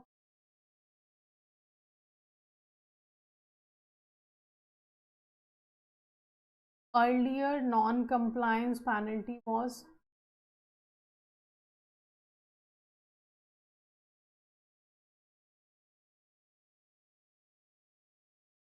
Earlier non-compliance was what? Section 135 it is. It's a civil wrong now. Earlier it used to be the criminal offense.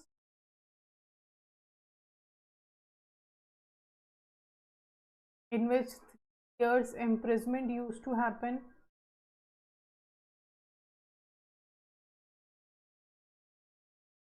Okay, but it have been changed now.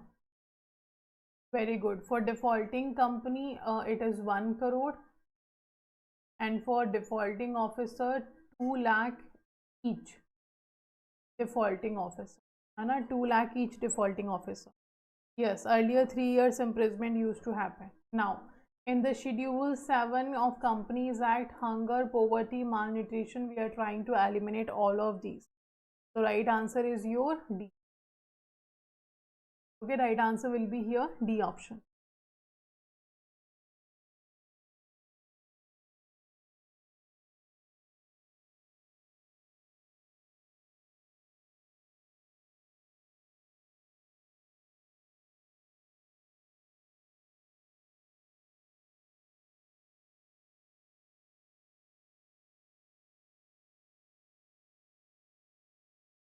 Okay. So these are the FDI prohibited sector. We are going to continue from where we have left, but we are taking a break of 15. So let's take a break and we will continue at 8. At 8 a.m. we will continue. So let's take a 15-minute break, and you can read that in between the FDI prohibited sectors. Okay, so we will restart the session, or not restart, we will resume the session at 8 a.m. Let's take a 15 minutes break. Okay, so after 15 minutes.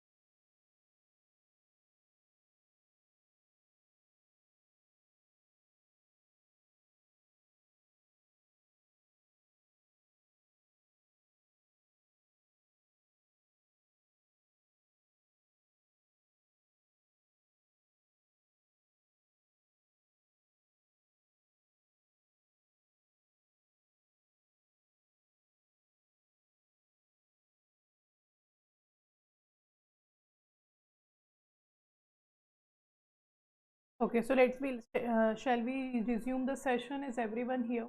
Let me know. Is everyone back? Do let me know. Should we resume the session? Also, let me know audio, video, both are okay.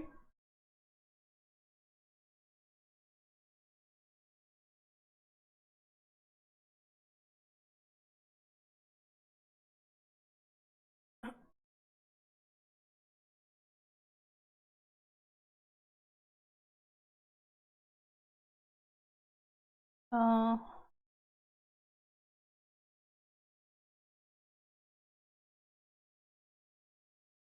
okay, we will check the RHP question again. Hana? Is the question was asking not included? If the question was asking not included, then the answer we have given is wrong. We will check it again. Okay. So let's continue. So first of all, FDI prohibited areas are there. If we talk about foreign direct investment, in the foreign direct investment, simply in the foreign direct investment, there are certain areas which are prohibited where no foreign company can come to invest either in form or with the help of automatic route or a government approved route. These areas are lottery business, gambling, betting, chit funds, nidhi companies, trading in transferable development rights, real estate business, construction of the farmhouse, manufacturing of cigar, cheeros, cigar rolls or cigarettes, then activities or sectors which are not open for the private individuals or private sector like atomic energy, railway operations. These are the sectors which are prohibited, like no foreign investment can be done in the areas, not the automatic route as well as in the government approval. These are prohibited. Now if we talk about FDI limit, so FDI limit is important. We have to remember a certain FDI limit. So first of all, do remember the civil aviation. Civil aviation became 100% with the automatic route. Okay, apart from that, in case of your defense manufacturing, it is again 100%, but 70 up to 74% it is the automatic route. Above 74% it is up to 100% by the government approved route have to be gone. Okay, so automatic route means you do not have to take a permission, but government approved route means the prior approval is required from the government. Okay, apart from that, the civil aviation we have seen 100% automatic here. Then we have a single brand retail 100% automatic up to 49 and above 49 under government approved route. Multi brand retail 51% under the government approved route. The route and the percentage both are given here. Okay, apart from that, private security agencies also 74% up to 49 it is automatic. After that it will be above 49 to 74% it will be government approved. Then we have railway infrastructure 100%, asset reconstruction companies 100%, your private sector bank 74%, in which up to 49 it is automatic, 49 to 74 it is government approved route. Then public sector bank it is 20% in the government approved route. Credit information companies 100% automatic route. Then insurance companies 74% automatic route. Pension sector 49% automatic route. Your white label ATMs 100% automatic route. Apart from that, the financial services activities which are regulated by your RBI, SEBI, IRDA or any other regulatory body, it is 100%. Okay. So these are the certain, apart from CIC, CRA, credit rating agency also have a 100% FDI limit. So the points I have circled, these FDI limits you have to remember. Okay, they are important. The types of FDI, we have three types of FDI. Greenfield FDI is there, in which the investment will be done in the new company. Okay, it's a sort of investment in which a parent corporation establishes a subsidiary in the destination country. It builds from the scratch, like a new business you are investing, that's a green.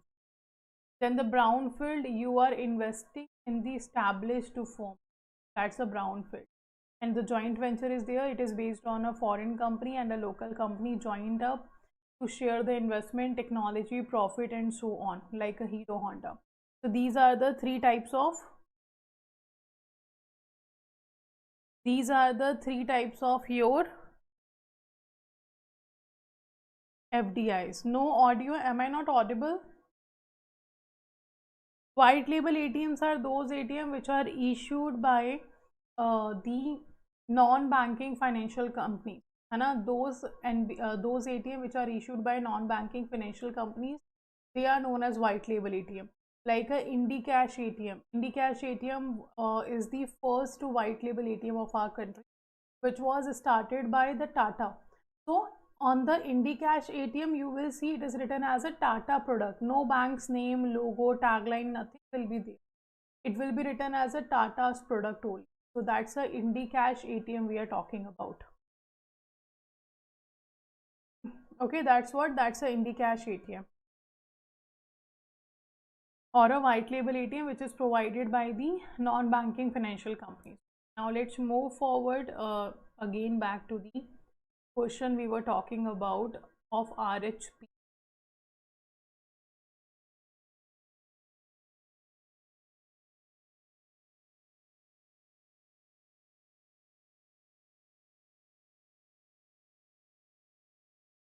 This is the RHP question.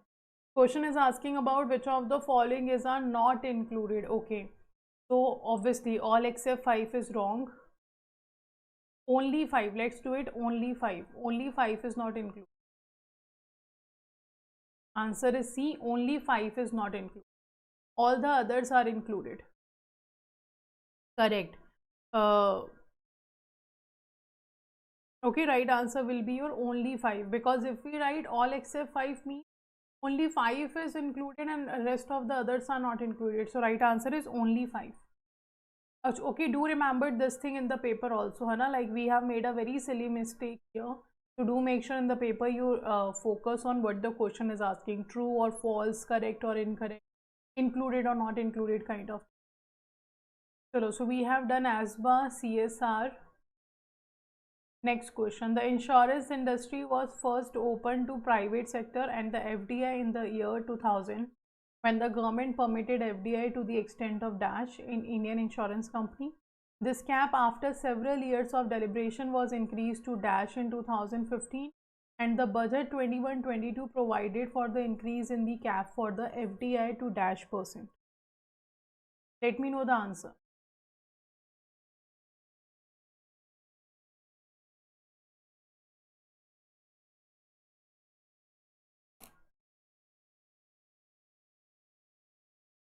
So FDI limit we have seen just.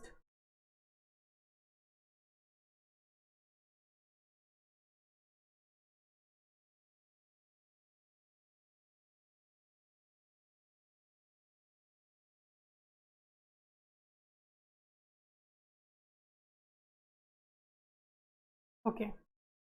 So it was 26% in 2015, it increased to 49, and now it increased to 74%. Apart from that, we continue discuss the amount of FDI allowed in the insurance intermediaries, and it is how much? It is 100%. For insurance intermediaries, it is 100%. For insurance companies, it is right now 74%. Okay, so right answer is A.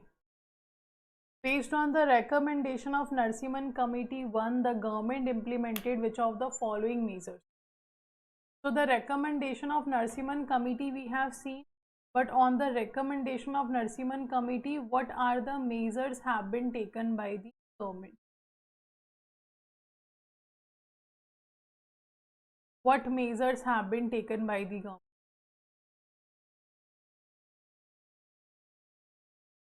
First is saying lowering SLR and CRR, second is saying capital adequacy norm, third is saying competition from new private sector bank, fourth is saying freedom of operation, fifth is saying recovery of debt.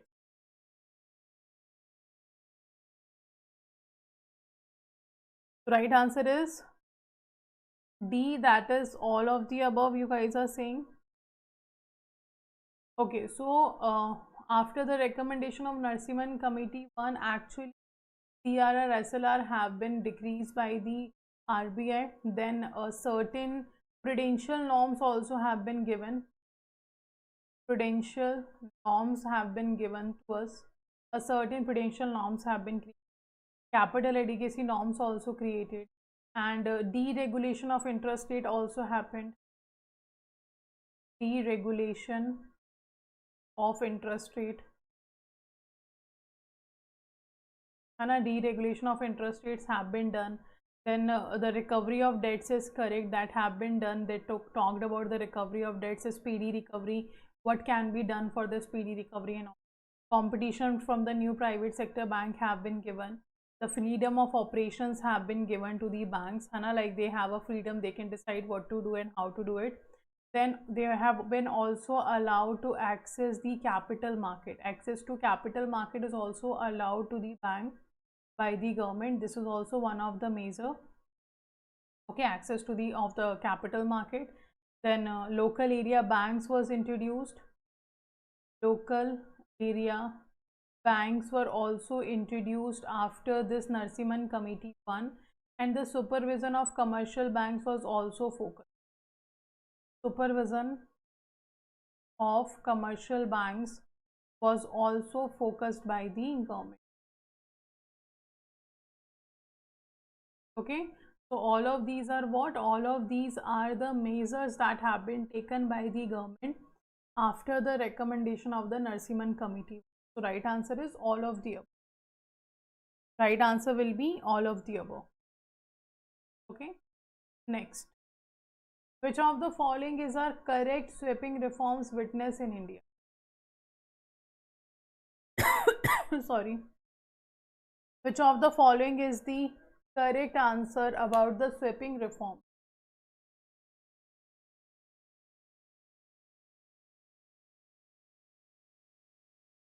Import de-license, import duties increased, license Raj abolished, fiscal reforms introduced. Apart from that, foreign exchange regulation relaxed, FDI norms relaxed, disinvestment of private enterprises have been done. So which of the followings are included?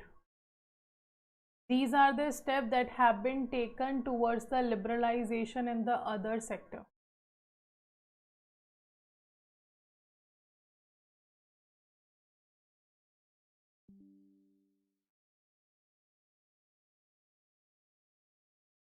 So right answer here is B and D. Two options are coming. First is saying import de-license, that have been done.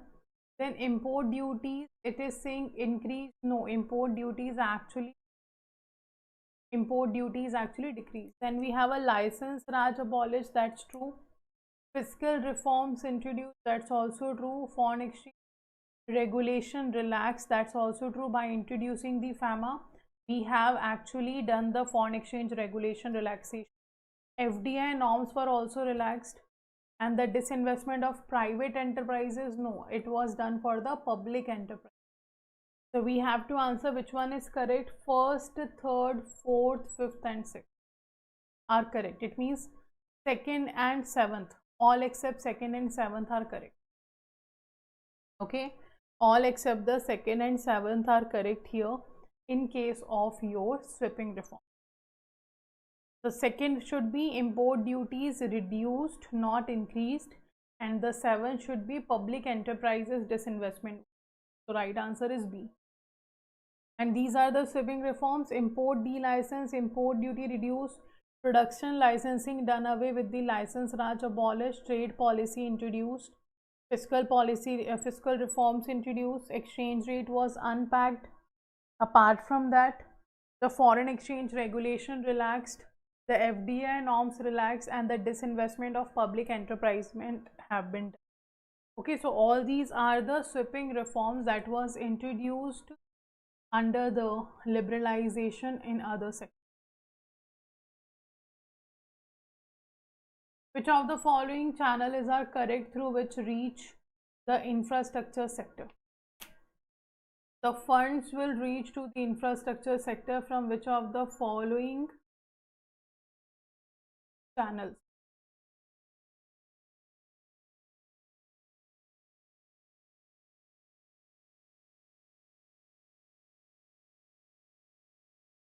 Government, development, financial institution, commercial banks. Apart from that, insurance companies, pension funds, NBFCs, external commercial borrowing, FDI. Which of the following are the sources from which we can get the capital for the infrastructure sector?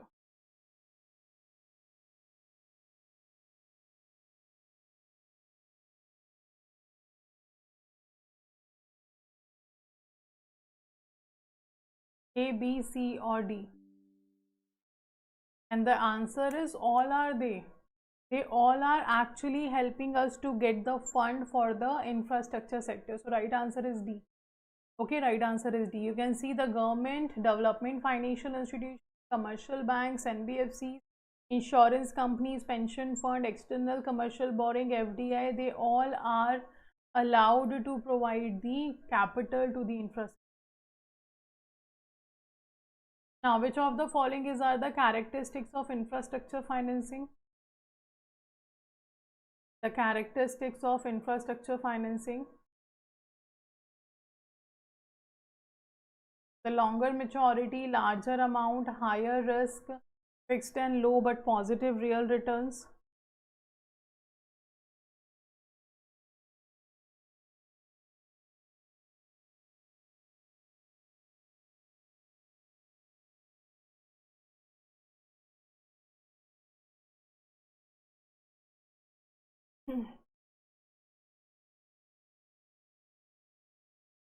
Okay, so right answer is your all of these. All of these are the characteristics of infrastructure financing. It is of a longer maturity, larger amounts are required, risk is high, fixed return is there, low and fixed return is there, but positive return will be. Right answer is C. All are the characteristics. On which committee's recommendation derivative commenced in India in 2001?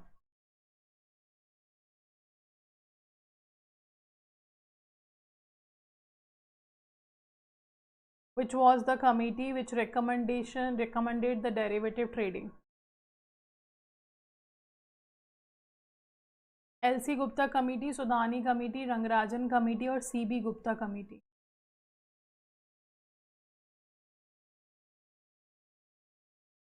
Very good. It is the LC Gupta committee on whose recommendation the derivative trading commenced in the country.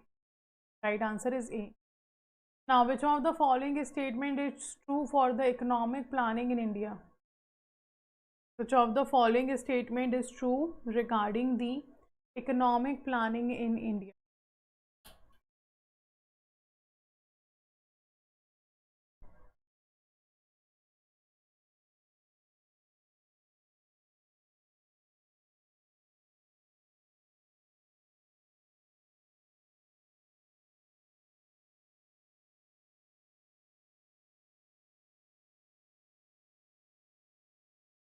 A, B, C or D?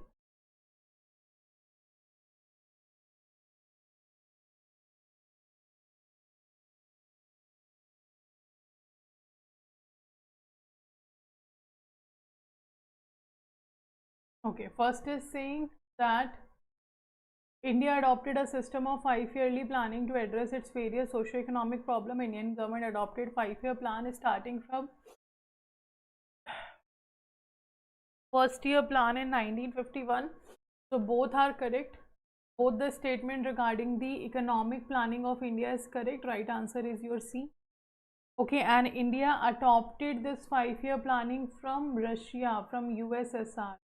The first time USSR started 5-year planning in 1920. From there we have adopted this planning. It used to be by the USSR.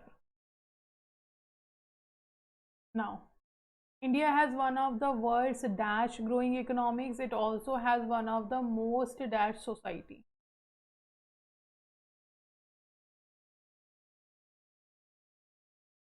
India has one of the world's slowest growing economy or a fastest growing economy.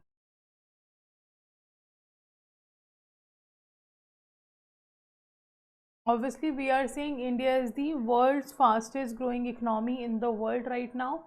So we can eliminate the option number A and C. But it's a most equal society or unequal society? It's the unequal society. Fastest growing economy in the world, but also most unequal economy in. Which of the following has have occurred in India after the liberalization of economic policy? So when LPG was introduced or economic reform happened in 1991, after that, which of these activities happens in the country?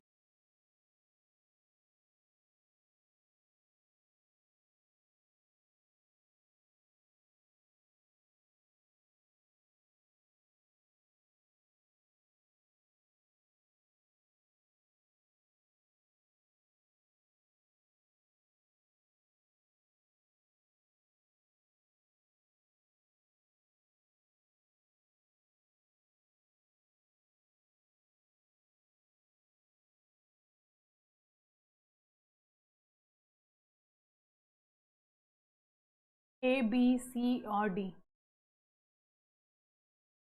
Okay, everybody is going with the D option. First is saying that share of agriculture in GDP increased. No, the share of agriculture in GDP is decreasing since the independence. Okay, share of India's export in the world trade increased. Like the in the world, whatever level of trade we are doing, it is in the country. We are saying that this is true. Okay, FDI inflow increased. India's foreign exchange reserve increased. That's true. So second, third and fourth happened in the country after the liberalization. So right answer will be your B option. How it can be D? How you can say D? India's contribution or share of agriculture in the GDP is continuously declining now. So how you can say D is the right answer? Answer is B. B is the correct.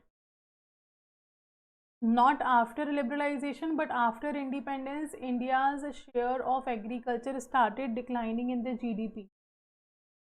Green bonds are bonds issued by any of dash. Who can issue the green bonds?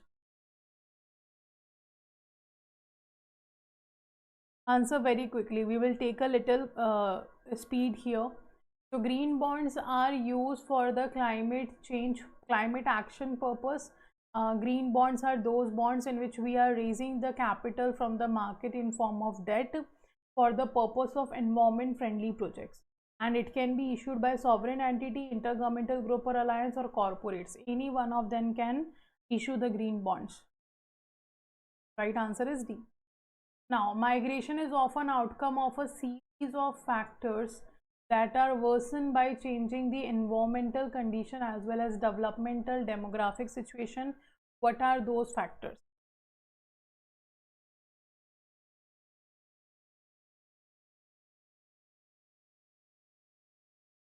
So migration is simply when a person moves from one place to another in search of a better livelihood or more better opportunities, or for a decent living standard, person is moving to another place. That's a migration. But which of the following can be the reason of migration?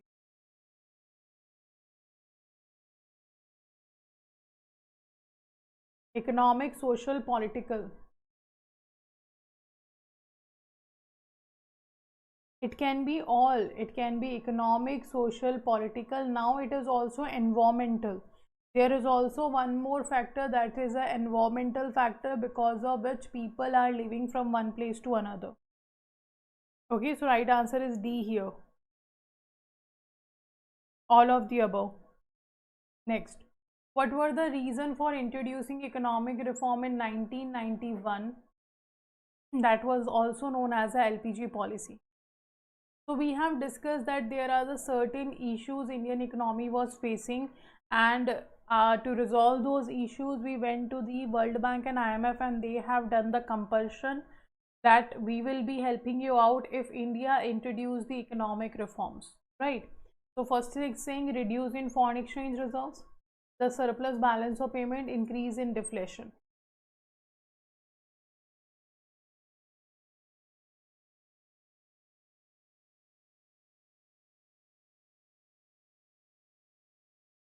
So which of the following is the reason for introducing economic reform?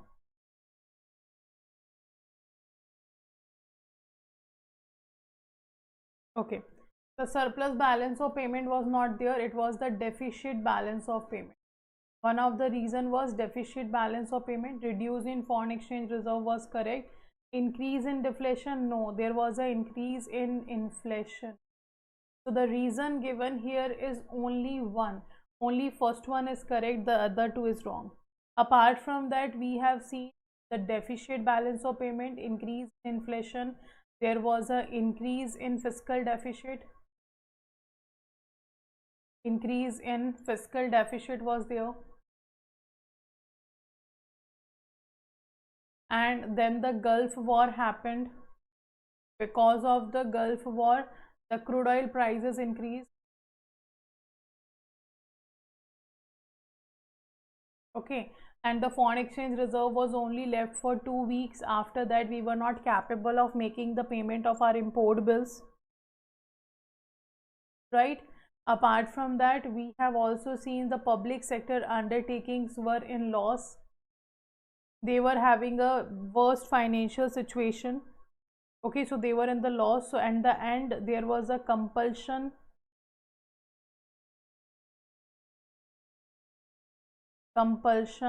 of World Bank and IMF.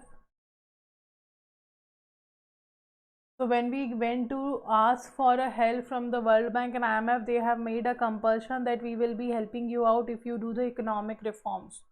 So these are the all reasons why we have to do the economic reforms in the year 1991. Okay, so right answer will be A. Which of the following is not applicable for a worker who works in the organized sector? The worker who works in the organized sector, which of the following is not applicable to that worker?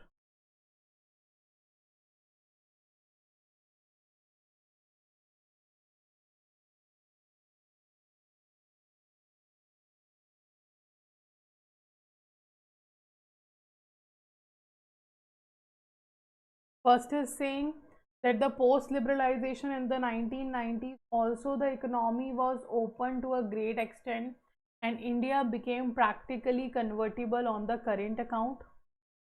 Which of the following is not applicable for a worker who works in the organized sector? First is saying he/she gets a regular salary, he/she not paid for leave, he/she gets medical allowance, he/she got an appointment letter stating the terms and conditions of work when he or she joins the work. So which of the following is not applicable? The not applicable point is your option number B, like we get the paid leaves. We get what? We get the paid leaves and we are the part of organized sector. So second one is wrong, that they are saying we do not get the paid leaves. So right answer will be B. Correct. Next we have, read the following statement carefully and choose the correct option in relation to the topic foreign exchange market. The right statement regarding foreign exchange market. Also let me know who regulates the foreign exchange market. Who regulates the foreign exchange market? First statement is saying post liberalization in 1990s also the economy was open to a great extent and India became practically convertible on the current account. Then we have statement 2, this led to increased turnovers in the forex market, which rose for approximately 6 billion daily in 2000 to 70 billion daily at present.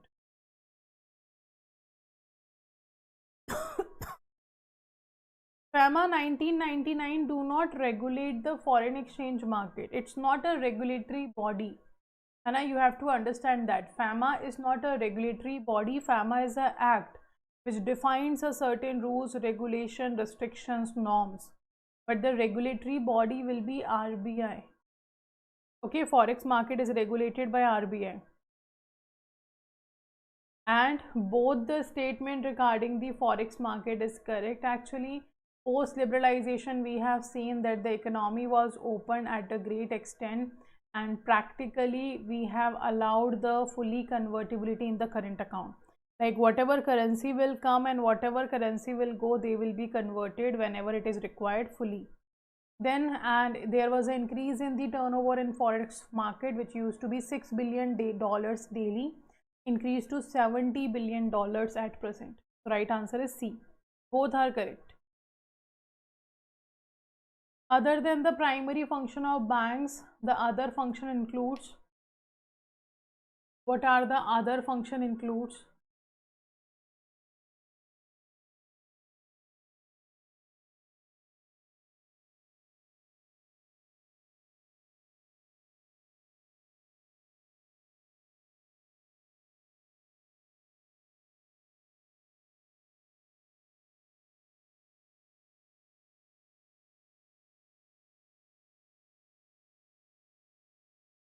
The transfer of funds, the collection of bills, the foreign exchange services, the safe deposit locker, the safe custody or document, executor, trustee service, gift check, merchant banking. What are the other functions are there?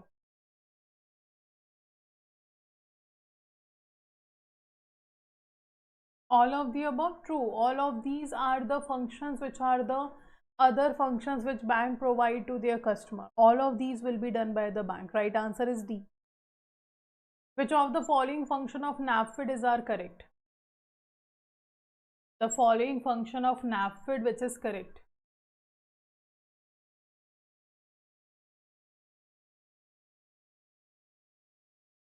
And we have discussed the NAFID is what? It is the National Bank for Financing Infrastructure Development, which was established in 2021, and it actually started with the authorized capital of 1 lakh crore.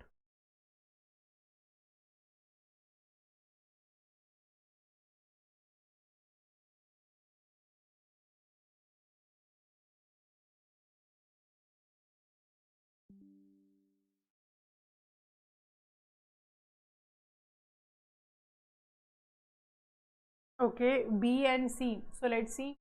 First is saying here that the extending loan and advances for the textile project. So NAFID can provide loan for the textile project as well. No, it will provide loan for infrastructure project.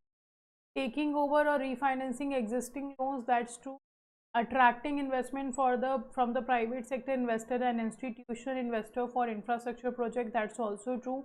Organizing and facilitating foreign participation in infrastructure project, that's also true. So second, third and fourth, and two options are matching. B and C both are correct. All except one is also correct. 2, 3, 4 if you write is also correct. है ना? Both are correct here. So either B or C, both are correct.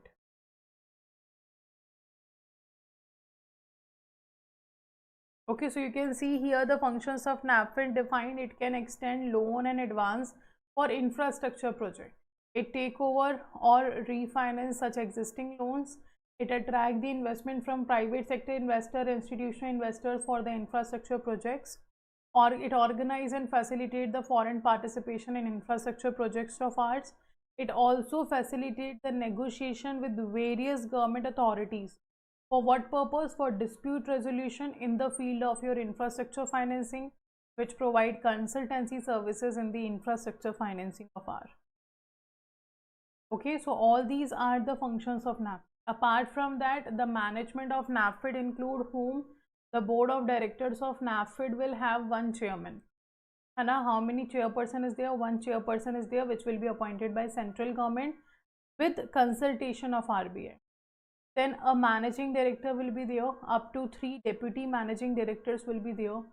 2 directors will be nominated by central government. Up to 3 directors will be elected by the shareholder of the NAFID. Few independent directors will also be appointed.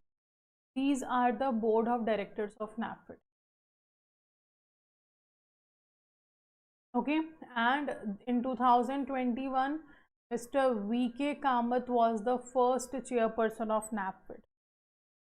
Okay, he was what? He was the first chairperson. Now, the first in the series of EASE, the EASE 1.0 commenced with the 6 themes, having a total of 30 actions. The 6th theme of the EASE 1.0.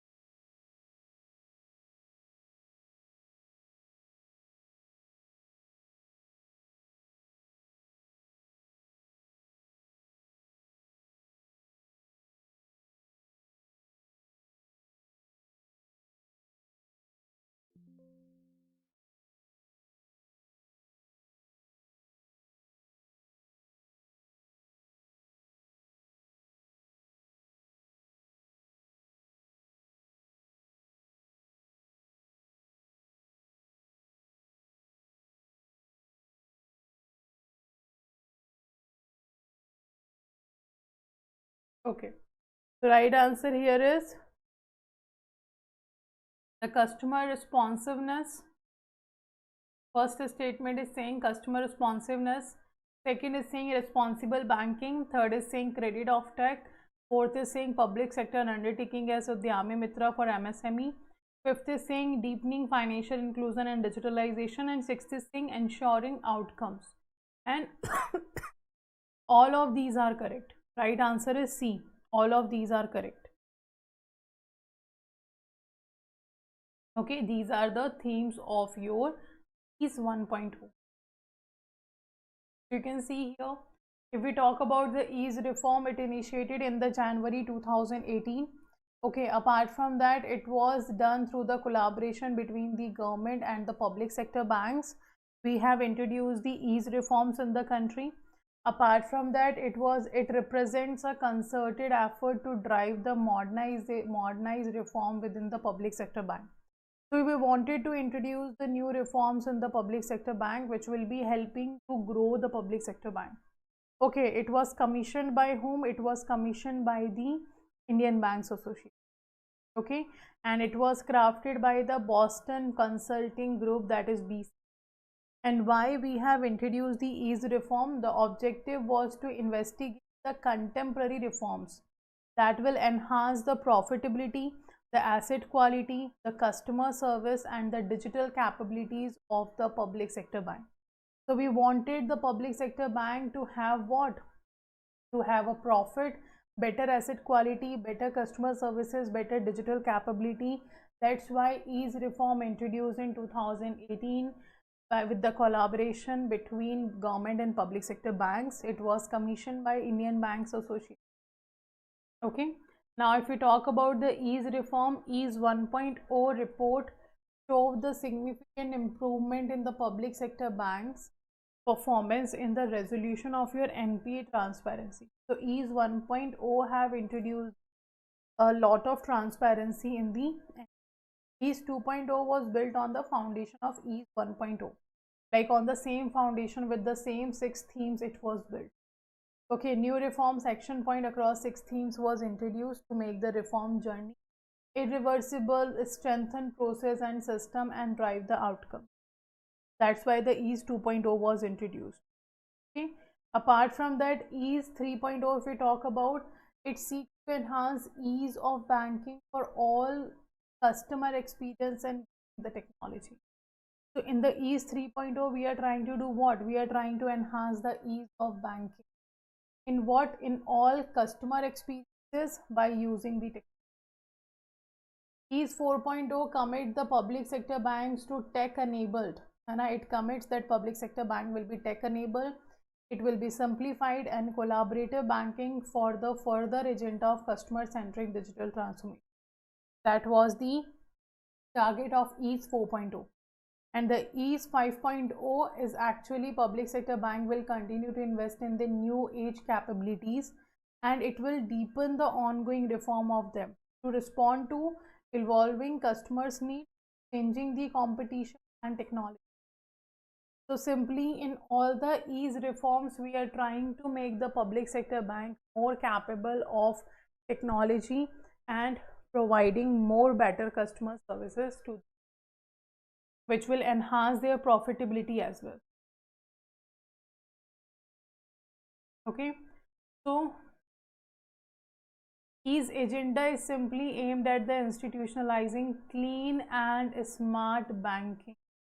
Okay, and the EASE banking reform index measures performance of your each public sector bank on 120 plus objective metrics. So the measures performance will also be measured on the EASE banking reform index, which have a 120 objective metrics, which will tell us that now the public sector bank have a clean and smart banking or not. Okay, which is actually the target of the EASE. So a sequential version of EASE is being rolled out since when? Since 2018. You can see EASE 1.0 was 18 to 19, 2.0 19 to 20, 3.0 20 to 21, 4.0 21 to 22, 5.0 22 to 23. Also EASE 6.0 is also introduced, but it's not in your syllabus. 23 to 24 it was also introduced, but not in our syllabus. Now, EASE 1.0 is what? It is the first series of your EASE reform. It has 6 themes having a 30 total action points. Okay, 30 action points are there. Apart from there, 6 themes are there in the EASE. These are the 6 themes: customer responsiveness, your responsible banking, credit offtake, proactive delivery of credit. Public sector banks will become a Udyami Mitra for MSME. Then deepening financial inclusion and digitalization, ease through the near home banking, micro insurance and digitalization. We are also ensuring outcome HR, developing personnel for the branch public sector. So these are the 6 themes of your EASE Reform 1. EASE Reform 2 was actually inaugurated in January 2018. It actually developed to build upon the groundwork which have been done in the EASE 1.0, and it propelled the reforms forward. So reform section point outlined in the EASE 2.0 aimed to what? It to solidify the progress made thus far, for fortify the process system and drive tangible outcome. So no new EASE theme have been introduced here. It was working on the base work of your EASE 1.0, but it was focusing on fortify the process and system and also drive the tangible outcome to make more strengthen the system of the public sector. That was the EASE 2.0's target. Okay, and you can say same is there: responsible banking, customer responsiveness, credit offtake, public sector bank as Udyami Mitra, deepening financial institution and digitalization, governance and HR. All the same 6 themes are there. Okay, so the maximum improvement in EASE 2.0 we have seen in the responsible banking, that was 50%. It increased for 50%, and as a public sector bank as Udyami Mitra for MSME. These are the certain themes in which maximum improvement have been seen in the EASE 2.0. Right now, EASE 3.0 have a 4 theme. EASE 3.0 have how many themes? 4 themes are there. Smart lending for aspiring India, then hard wiring sound banking through the IT system, tech enable ease of banking, governance and outcome centric HR. These are the 4 themes that have been given in the EASE 3.0 to make the public sector bank more profitable and more strong. Okay, then EASE 4.0, it was the next edition, 2021 it was introduced. It further focused on the agenda of customer-centric digital transformation and deeply embedded the digital and data into public sector banks' ways of working. Like it have introduced 2 new themes. First is new age 24/7 banking with the resilient technology. Like a lot of 24/7 services we started providing to the people. So that's what the one of the best theme, that new age 24/7 banking will be there with the resilient technology. Second, the collaborative banking for synergistic was introduced. These are the 2 new themes that was introduced in the EASE 4.0. Now, EASE 5.0, the latest version of this initiative, EASE 5.0 is Common Reform Agenda of EASE Next program, was launched by the Honorable Minister of Finance and Corporate Affairs, that is Mrs. Nirmala Sitharaman, in June 2020. Okay, so that was the EASE 5.0 we have introduced as a common reform agenda, and in June 2020. And it has EASE Next program. It have 2 major initiatives introduced in EASE 5.0. The first one is EASE 5.0, a common public sector reform agenda. Second, we have a bank specific strategic 3-year roadmap. Like individual banks, a specific roadmap will be provided for the 3 years on the basis of the individual bank situation. Like every banking business is different with each other.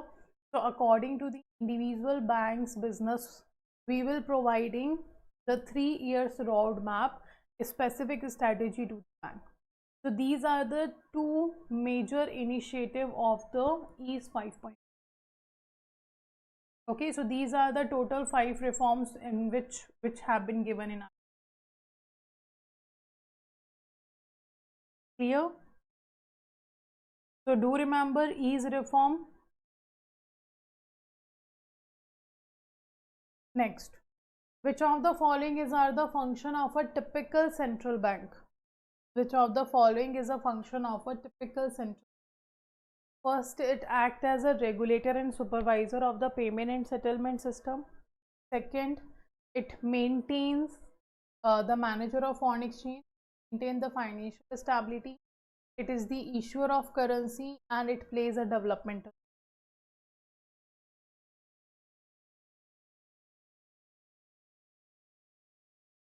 So let me know which of the following are the function of the central bank. And RBI also do what? RBI also act as a lender of last resort. LOLR stand for lender of last resort. RBI also manages the forex. So this is written. RBI also manages the NPA of a bank, like manager of NPA and KYC. Manager of NPA and KYC. That's also RBI. RBI also act as a banker to the government of India. Banker to government of India. RBI also act as a banker to the banks, etc. All these are the functions of RBI. So right answer is D. Very good. The right answer we have is a D option. Which of the following are the 4 themes decided for EASE 3.0? The 4 themes decided for EASE 3.0.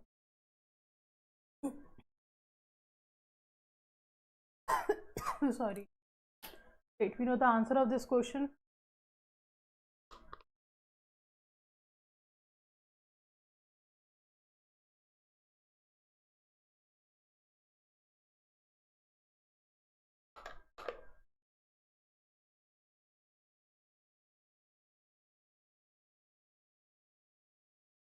It's a lender of last resort, not banker to last resort, but lender to the last resort.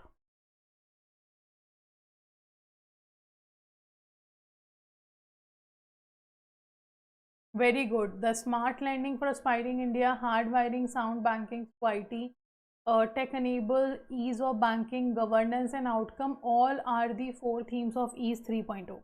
Right answer is D. Which of the following are qualified institutional buyers? So qualified institutional buyers are allowed to purchase the shares in the qualified institutional placement. Okay, now we have to answer which of the following are qualified institutional buyers here.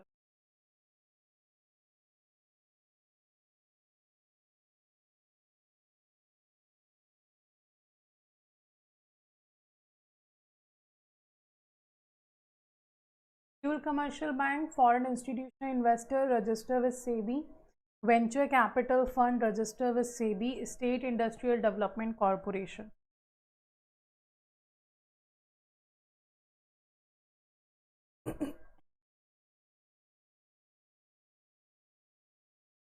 Okay, so right answer is all of them. Qualified institutional buyers are those buyers who have a experience, who have a expertise about the market, and they know about what are the chances of the growth in the market.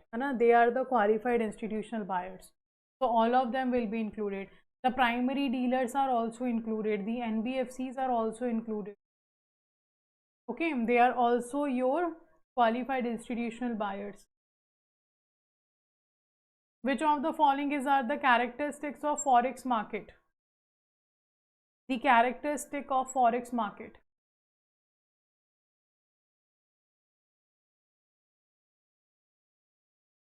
Liquidity, promptness, value, availability, market trend, fixed regulation of trade arrangement system. So which of the characteristics of forex market?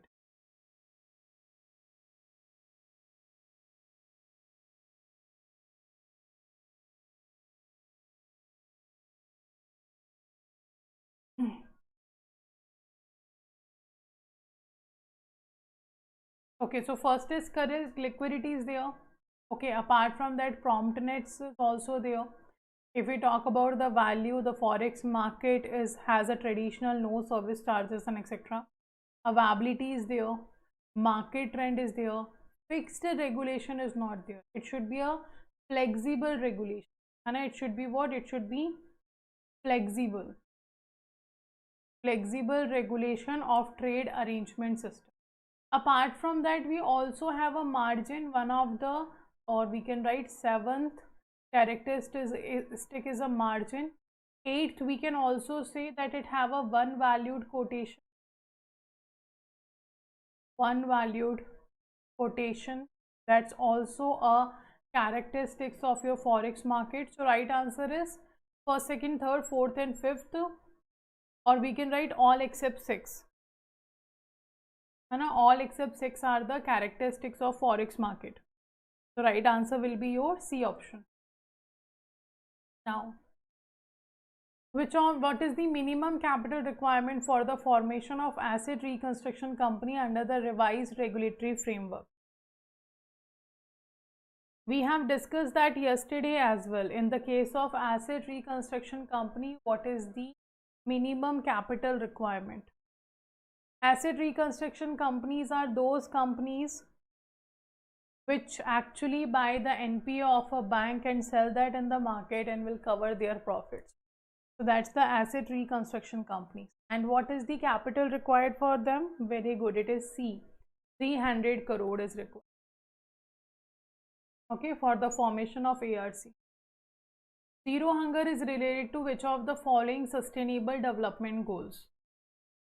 So we have how many sustainable development goals? We have how many sustainable development goals?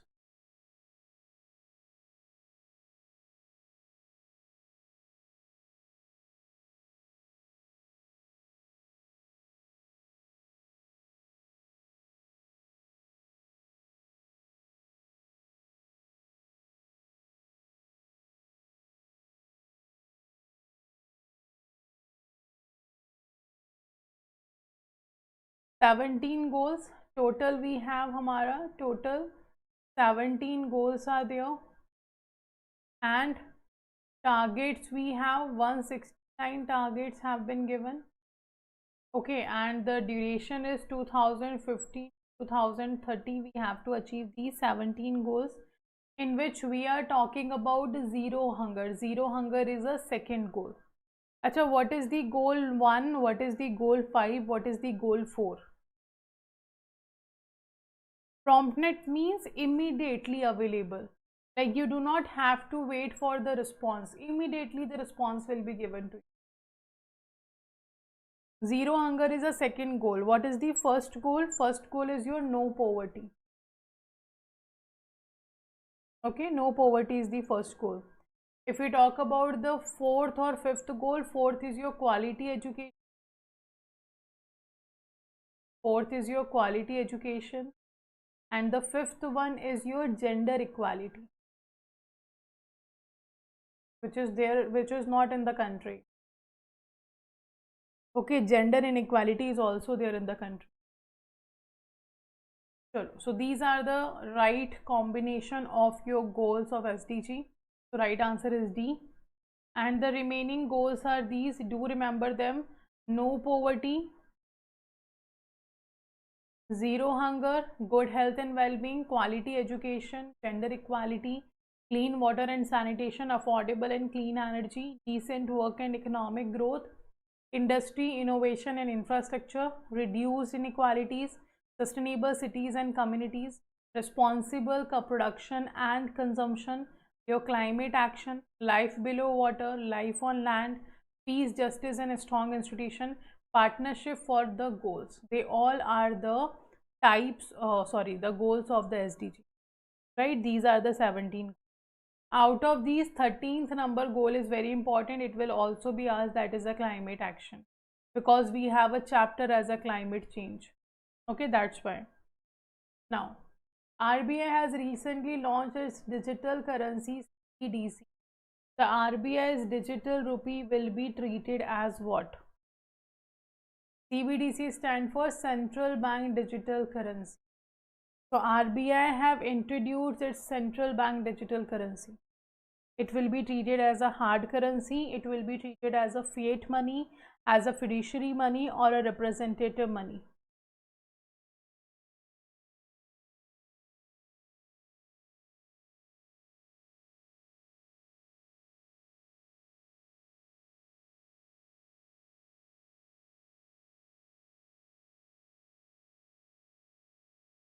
It will be treated as a fiat money. Fiat money means the currency to which government have given the legal tender. The currency to which government gives legal tender. That's a fiat money.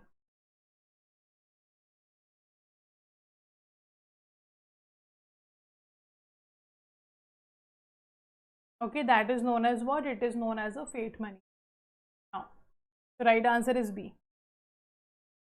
Consider the given statement and choose the option which closely related to this statement. The statement is saying it was enacted in 2003 to bring transparency and accountability in the conduct of fiscal and monetary action of the government. This statement is talking about something. What is this statement is talking about? Please tell something about all the options you are asking for, Yogi sir. The fiat money means the currency to which government have given the legal tender, right? The hard currency is the currency which have a demand in the international market. The hard currency is a currency which have a demand in international market, easily convertible and universally acceptable. That currency is known as hard currency. Like your US dollar, euro, yen, pound, they are the hard currency. Fiduciary money is your fake money.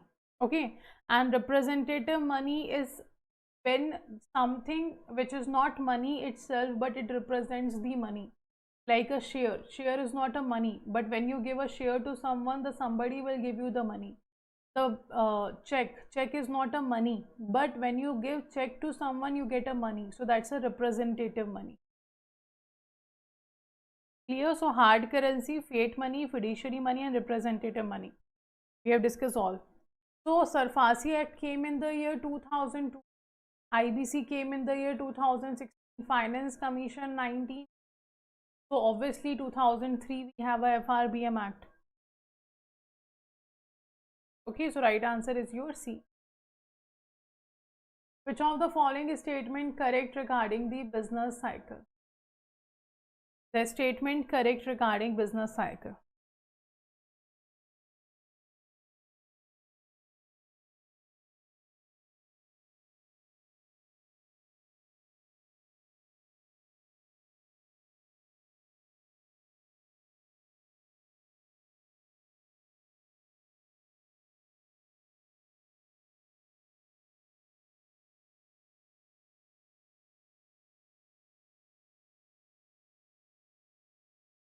Okay, first is saying the business cycle occur periodically, although they do not exhibit the same regularity.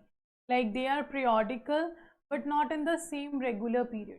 First is saying. Second is saying business cycle have a different phases of expansion, peak, contraction, and trough. Business cycles are exceedingly complex phenomena. Business cycle have serious consequences on the well-being of society. So which of the following is correct regarding the business cycle? So the first one is correct, that it is periodically there but not in the same regularity. Second is also correct, these are the different phases of business cycle. Third is also correct, it is complex phenomena. Fourth is also correct, like there is a serious consequences. The business cycle's effect is pervasive. Its impact is very pervasive, it's very big. So it actually impact on the well-being of society as well. So right answer is D. All will be there. Okay, right answer is D.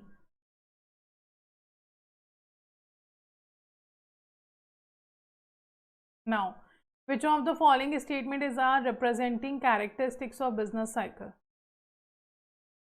Which of the following is the characteristic of business cycle?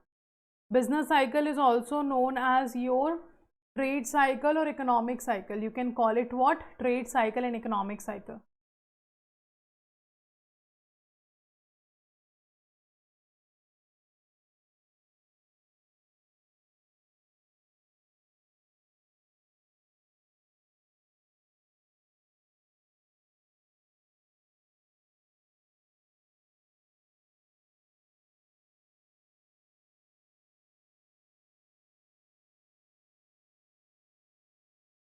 First is saying business cycles are highly unpredictable. Second is saying business cycle shows a wave-like movement. During boom period, production capacity is fully utilized. Business cycle are pervasive in their effects. Cyclical fluctuations are recurring in nature. And all are correct. All are the right characteristics of business cycle. They are unpredictable. They shows this is the wave-like movement we are talking about. Hana, this is your boom. This is your recession. This is your depression, and this is your recovery phase, right? So this is a wave-like movement, and cyclical fluctuations are recurring in nature. So all are correct. Which of the following is the correct combination of minimum capital requirement for setting up of a bank? Right, combination of minimum capital requirement.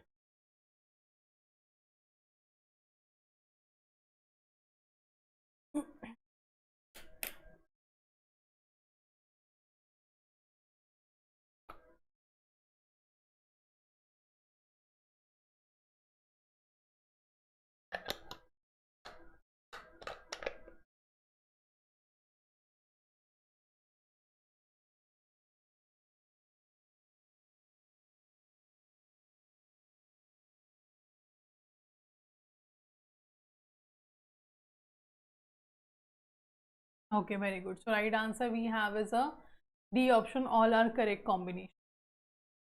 Now, if we talk about the capitals, you can see the payment bank capital required is 100 crore, small finance bank capital required is 200 crore, NAFID authorized capital is your 1 lakh crore, General Insurance Corporation of India's initial authorized share capital was 75 crores. Okay, apart from that, you can see here IFCI was started with the 10 crore. Sorry, this is IDBI. IDBI authorized share capital of 250 crores, which was increased to 2000 crore, and that is now increased to 5000 crore. So this is the authorized capital of IDBI right now. Okay, if we want to set up the TREDs, for the MSME, the minimum paid up is required 25 crore. To set up TREDs, the eligibility criteria says that minimum capital is required is 25 crore. Now, which of the following financial product services are not supervised by NPCI? Which of the financial product or service is not supervised by National Payment Corporation of India? It was established in the year 2008 by Indian Banks Association. It is known as an umbrella organization. Anna, it's the umbrella organization. And very good, RTGS. RTGS is still managed by RBI. RTGS and NEFT both are still managed by RBI. And so right answer is B. Which among the following is true regarding the merchant banks? Which among the following is not true, not true regarding the merchant banks?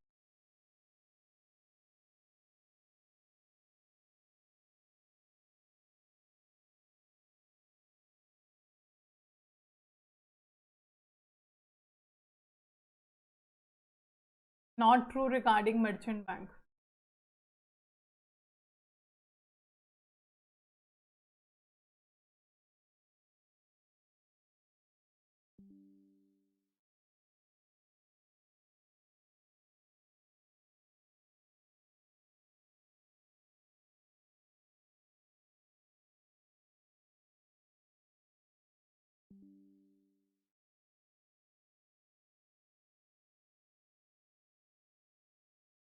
D everyone is saying. So first is saying merchant banks are registered with SEBI, that's true. Then next is saying that the merchant banks primarily deal with the debt and debt related finance. If we talk about merchant bank, they do not deal with the debt and debt related finance. They actually deal with the equity and equity related finance. Okay, second is wrong. Merchant banks are management oriented. If we talk about the merchant bank, they are management oriented.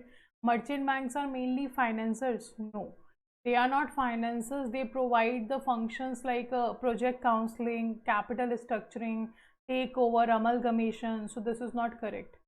So right answer is second and fourth is not correct. C option. Second and fourth is not correct. Okay. Right answer will be C option. So you can see here, merchant banks are regulated by SEBI. Commercial banks are regulated by RBI. Merchant banks are actually assist in raising equity and equity related finance, whereas the commercial banks are debt and debt related finance services provider. Merchant banks are management oriented, commercial banks are asset oriented. Okay, apart from that, activities of merchant bank include project counseling, capital structuring, amalgamation, takeover, while the commercial banks are mainly financiers. They only provide loans. Such kind of service will be of a commercial. Merchant banks undertake your fee-based business, while the commercial banks mainly undertake your funding business. So these are the differences between the merchant bank and a commercial. So it doesn't matter, it does not mean that they will be asking in the form of comparison only because in the book we have got this information in the comparison form. No, they can only ask about the merchant bank or they can only ask about the commercial bank. So remember both functions. Financial market integration does not contribute in what?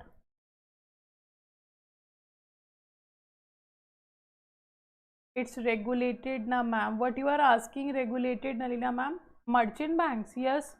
Merchant banks are regulated by SEBI. Is that your question? Then yes, merchant banks are regulated by SEBI.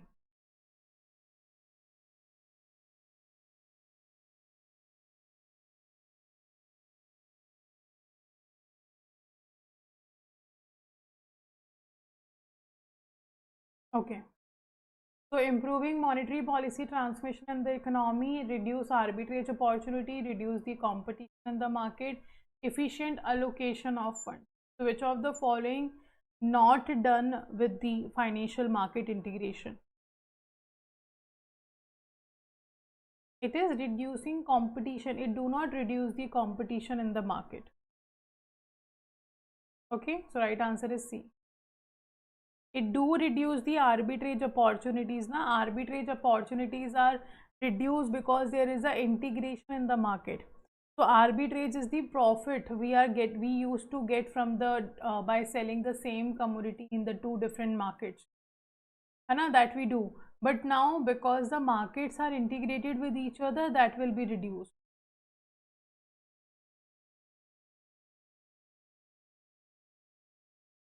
Okay. Find the correct match of the definition. So definition have been given here. First is saying science of material well-being given by Mr. Adam Smith. Science of wealth have been given by Mr. A.C. Picot. Third is saying economics is a science which studies human behavior as a relationship between ants and scarce means, which have alternative uses given by Mr. Robbins, or none of the above. So we have a wealth definition, we have a welfare definition,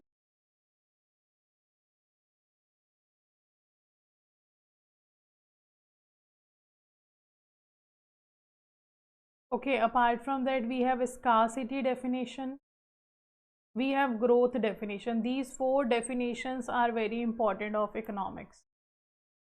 Mr. Adam Smith given us the wealth definition, Mr. Alfred Marshall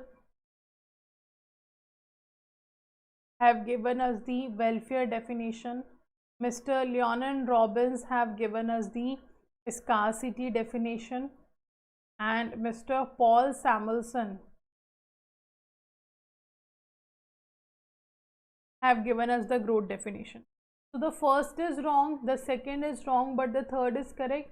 It says scarcity definition. Ends represents the wants, it represents your human wants, and means represents your resources. So we are talking about what? We are talking about the scarcity here, like by using a scarce, a limited resources, how we are able to fulfill the human wants. That's what the economics scarcity definition given by Mr. Robbins. So right answer is C. Very good. Next, in the last 4 decades, India faced the following major shock. Decade means the period of 10 years. So in the last 40 years, which of the following shock have been faced by Indian economy?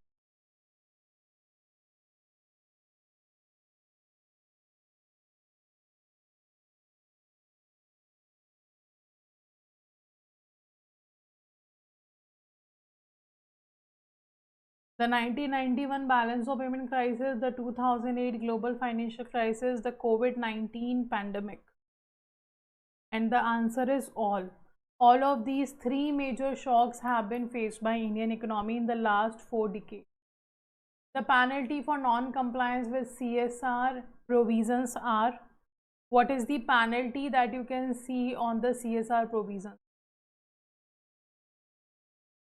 At least 1 crore for defaulting company, at least 2 lakh for each defaulting officer, imprisonment provision of maximum 3 years for the defaulting officer.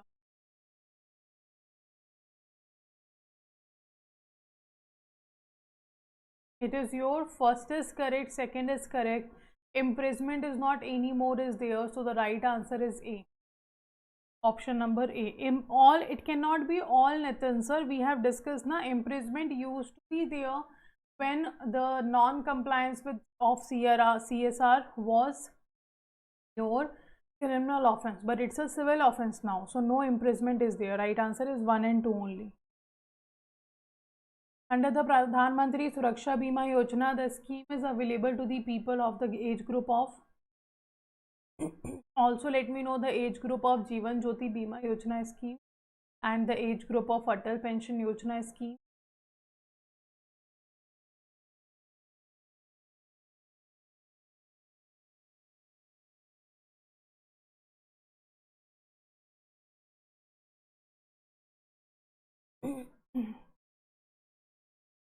So it is 18 to 70 years. Correct.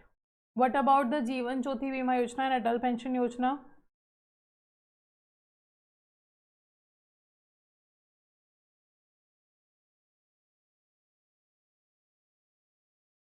When will the class end? Around 10 or 10:30 we will end the class. Around 10 or 10:30, okay? So it is 18 to 50 years. Okay, Atal Pension Yojana is 18 to 40 years. So these are the age group for these. Sure. What is the derivative? What is the derivative here?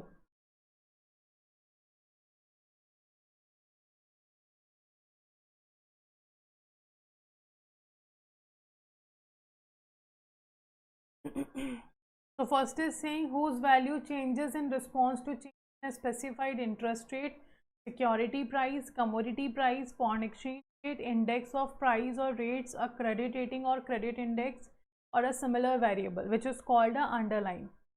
Second is saying that requires no initial net investment or a little initial net investment relative to other types of contract that have a similar response to changes in the market condition. Then is saying that is settled at a future date. Fourth is saying all of the above. And the right answer is very good, all of the above. Do remember, derivative do not have its own value. Its value will always be derived from the underlying asset. And the no initial or a very little initial net investment is required for the derivative. And it always be settled on a future date. Okay, so right answer is D. Very good.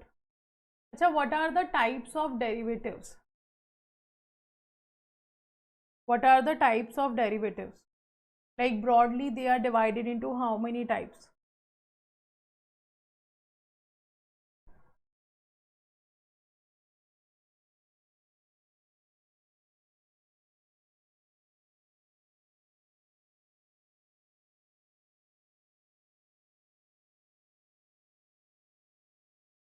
There are two types now, exchange traded derivative and over the counter derivative. If we talk about exchange traded derivative, they are standard, and over the counter derivative is your non-standard. There is a counterparty risk. Okay, next, when the price of goods and services increase due to increase in the factor cost is called as, so these are the causes of inflation. There are two causes of inflation. The one is demand pull inflation. Demand pull inflation, in which when the demand exceeds more than the available supply, then the prices started increasing. That is known as demand pull inflation. Okay, that is known as your demand pull inflation. Second, we have a cost push inflation. Cost push inflation is when the cost is increasing due to any reason. When the cost increases, it increases the price. That is known as cost push inflation. And cost can increase because of the raw material price increased. Okay, because the raw material price increased. Or it can be because the labor wages increase. It can be because the production taxes have been increased by the government. It can be because the electricity charges increased, or transportation cost increase, or warehousing charges increase, etc.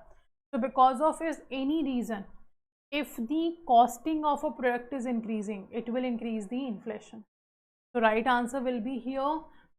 Question is saying that there is a increase in the factor cost. Factor cost means the particular cost have been increased, so it will be known as a cost push inflation. Okay, so these are the two types of causes of inflation, demand pull and cost push. So right answer is A. Now, which among the following is not correct with respect to the regulatory oversight by RBI on NBFCs? Which among the following is not correct with respect to regulatory oversight by RBI on non-banking financial companies?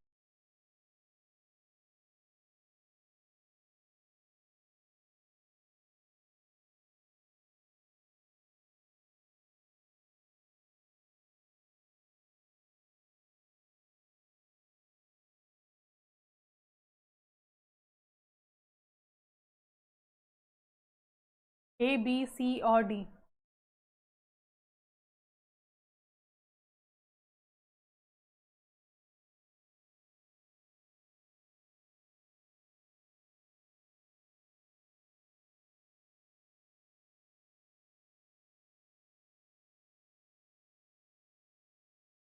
First is saying empowering RBI to prescribe policies for adherence by NBFCs with regards to income recognition accounting standard.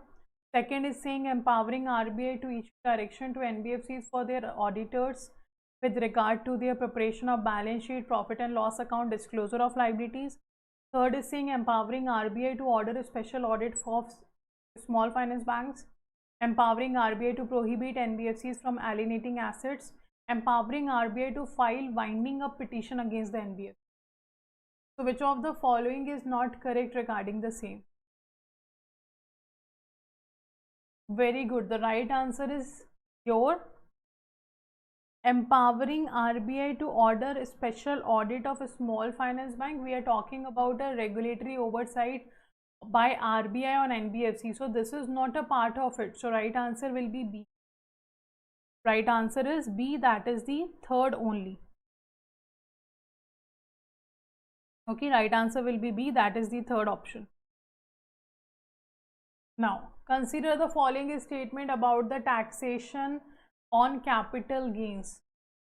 The taxation on capital gains for the REITs. Which of the following is the correct answer about the taxation on the capital gains of REITs?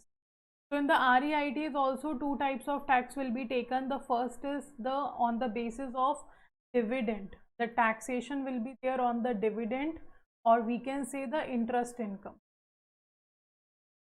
Okay, on that you have to pay the taxes the first. In these case, the tax will be same like in the income tax slab. So whatever the category of a customer in the income tax slab, same tax will be charged on the dividend or interest income. But what about the capital gains? What about the capital gains in REITs? First is saying capital gains from the sale of REITs units are covered in the STC and LTC. That's true. If the holding period exceeds 1 year from the date of unit allocation, LTCG tax will be applied. That's also true. And the LTCG percentage is 10%. If the amount exceeds 1 lakh, if the amount exceeds 1 lakh, then it will be charged. And the second, we have a STCG tax is 15%. That's true. It means all are correct. Very good. 1, 2, 3, all are correct. Okay, the same duration which is 1 year or less than 1 year, it is for the InvITs less than 3 years or more than 3 years. Another capital gain duration we are talking about, for which duration the units have been held by the InvITs, that is less than 3 years or more than 3 years. For less than 3 years, STCG will be charged. For more than 3 years, LTCG will be charged. So here the right answer is D. Now, which of the following statement is correct about the certificate of deposit? The statement correct about certificate of deposit.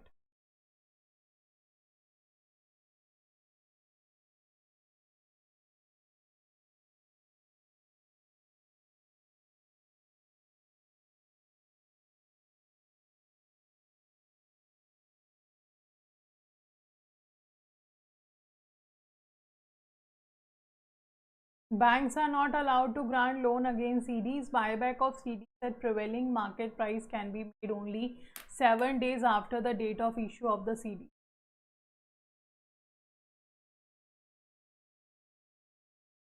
Which of the following is correct?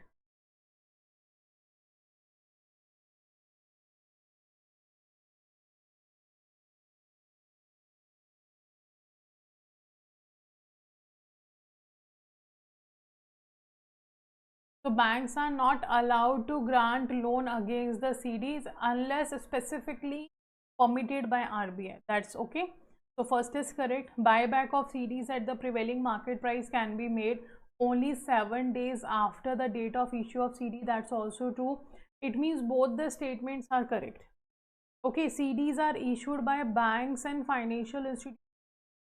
Banks and financial institutions for minimum 7 days to 364 days the series can be issued. Okay, apart from that, the minimum amount will be 5 lakh and thereafter multiple of 5 lakh, thereafter multiple of 5 lakh. Certificate of deposit can be issued. Certificate of deposit are secured, negotiable money market instrument. Why it is secured? Because banks and financial institutions are issuing the certificate of deposit. So this is secured and negotiable money market instrument. And the CDs, loan on the CDs will be provided only in case of specifically permitted by RBI. So you can also add here unless specifically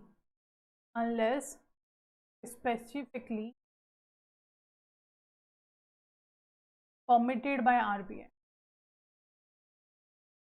If RBI have given the permission, then only loan will be provided on the certificate of deposit. So right answer we have is a C.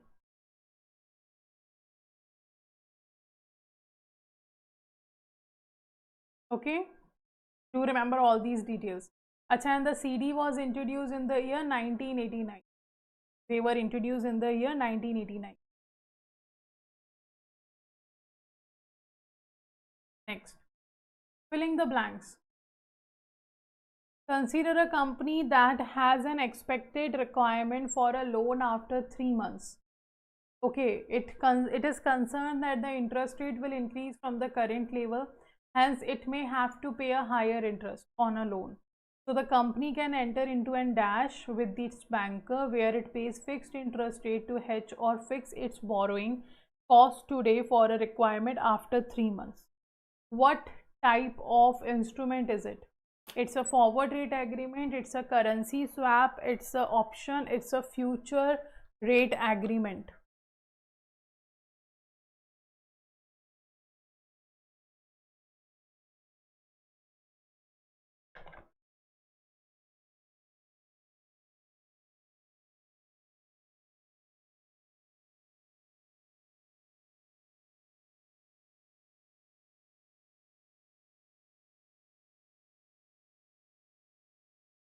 Very good. It's a forward rate agreement. And how we represent it? As a start date and multiply by the end time. And from the date of you have done the forward rate agreement. Very good. So right answer is A. It is also known as interest rate contract or interest rate agreement.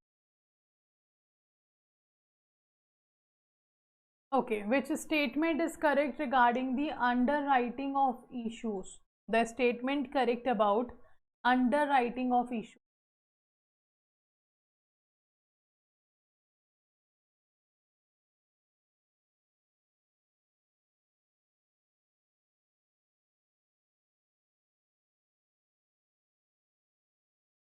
So first is saying for underwriting, one needs to consider the project and its viability, the project location, the track record, the capital market condition. Merchant bank category 1 shall accept a minimum underwrite obligation of 5% of total underwriting of rupees 25 or 25 lakh, whichever is high out of these. Any issue made in accordance with the Chapter 10A of SEBI regulation must itself or jointly with other merchant banker associated with the issue underwrite at least 15% of the issue size. So which statement is correct regarding the underwriting?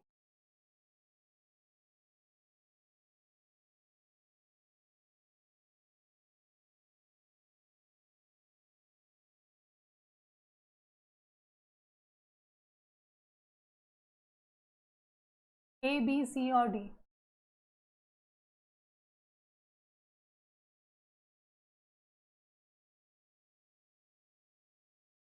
Okay. Not all of the above is correct. The first one is correct, the third one is correct, but it should be less, not high. Out of these two, whichever is less, that amount of underwriting will be done by the category 1 merchant banker. So the first and third is correct. Okay, the first and third statement is correct. Not all of the above.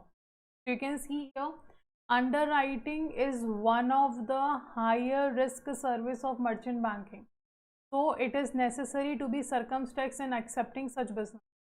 So if we talk about this, major aspect which need close synchronity before doing underwriting to be considered are the first, project and its viability, the project location, the promoter, the track record, product, the marketability, past performance of existing companies in the same line, your government policies, your capital market condition. All of these have to be checked by the merchant bank before providing the underwriting. Okay, because it's a very risky service of a merchant banker, in which underwriting, the merchant banker is promising a customer that you can get this product, you can invest in this product, if something wrong happened we will be making it good for you. So that's why bank do not have to pay a lot of amount of money as a liability of the promise. That's why it is required all of these have to be checked. Okay, and in category of 1 of your merchant bank, minimum underwriting obligation is 5% of total underwriting commitment or the 25 lakh. Out of these two, whichever is less have to be. Okay, that's the underwriting service of merchant bank. Which entity is responsible for enforcing the regulatory norms applicable on the asset reconstruction company? Is it regulated by NARCL, by SEBI, by RBI, or asset reconstruction companies are the Section 8 companies which do not require the regulation by any authority? So who regulates the asset reconstruction companies?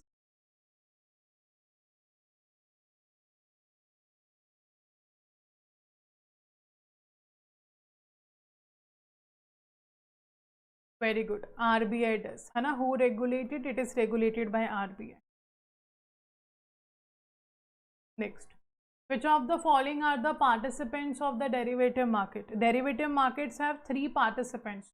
Which of the following are those participants?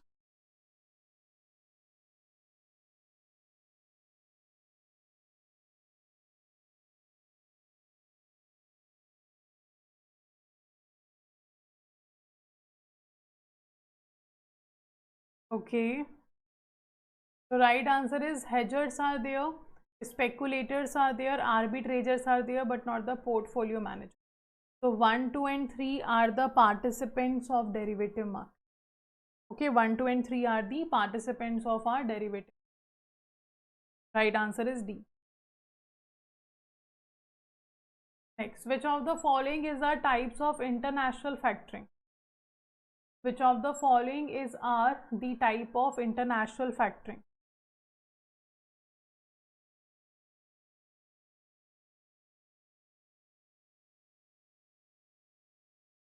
Single factor, direct export, direct import. And the answer is all of the above. International factoring have single factor, direct export, direct import, all the 3 types of factoring. Next, what is the limit of borrowing for primary dealers under the intercorporate deposit? Dash percentage of net owned fund, and the minimum tenure of borrowing is for dash days. ICD is intercorporate deposit and they are unsecured.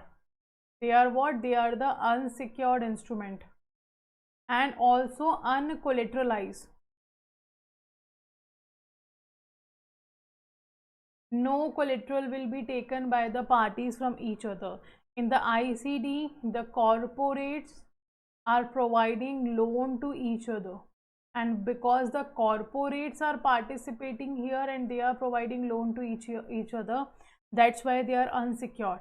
And they are also not taking any collateral. Without collateral, they are providing loan to each other. That's why it became more unsecured instrument.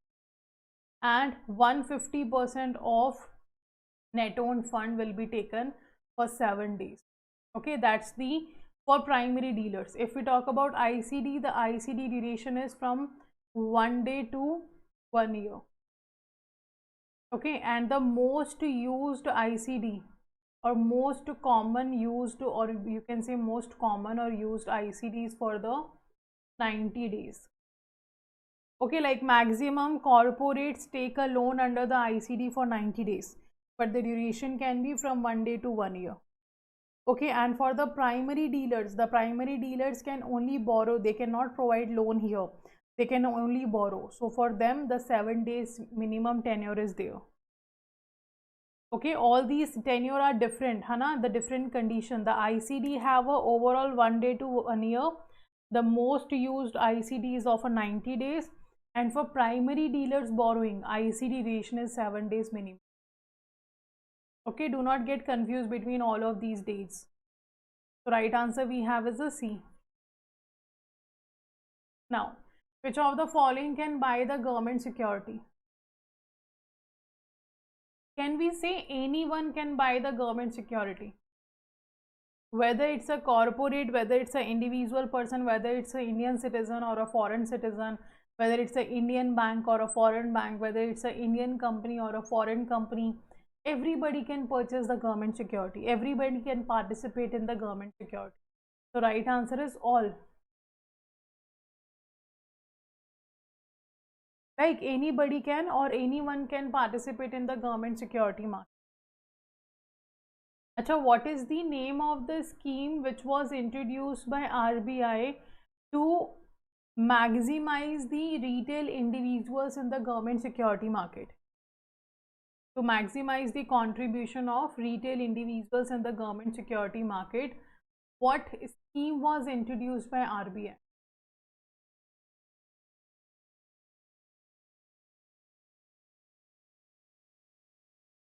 Name that scheme.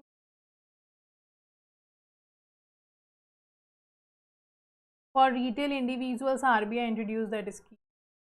Very good. RDS, Retail Direct Scheme, November 12, 2021. Very good. That's a RBI retail direct scheme. Very good. Now, which of the following economic statistics is equivalent to the summation of your consumption, government investment expenditure, and net export? So when we do the sum of all of these, we get the value of what? The GDP, GNP, NNP, or GVA. Very good, because it's the formula of GDP. That is consumption plus investment plus government expenditure plus the net export. The right answer is GDP. Which among the following is the false regarding primary deficit? The statement wrong regarding the primary deficit is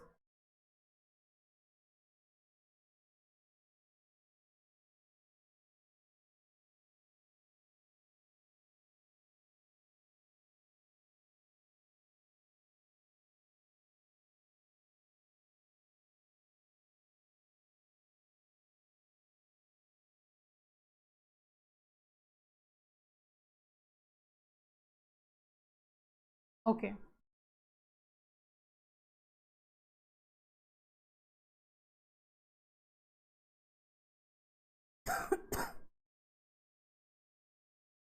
First is saying a decrease in the primary deficit shows progress toward fiscal health. Primary deficit is also mentioned as a percentage of GDP. Primary deficit is measured to know the amount of borrowing that government can utilize. When the primary deficit is zero and the fiscal deficit will be greater than the interest payment. You have to answer the false.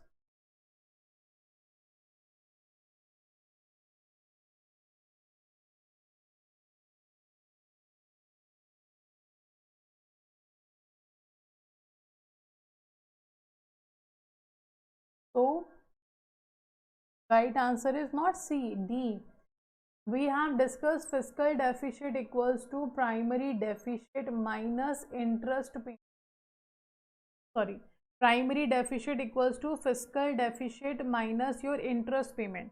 The fourth is saying primary deficit is zero, then the fiscal deficit will be greater than the interest payment. It cannot be greater than, you cannot say that. If the primary deficit is zero, it means they both have to be equal. So the D option is wrong. So deficit we have of a 5 types: revenue, effective, budgetary, and fiscal, and primary deficit. Revenue deficit is simply when the revenue expenditure is more than revenue receipt. Then effective revenue deficit means revenue deficit minus the grants which have been received for the creation of a capital assets. Okay.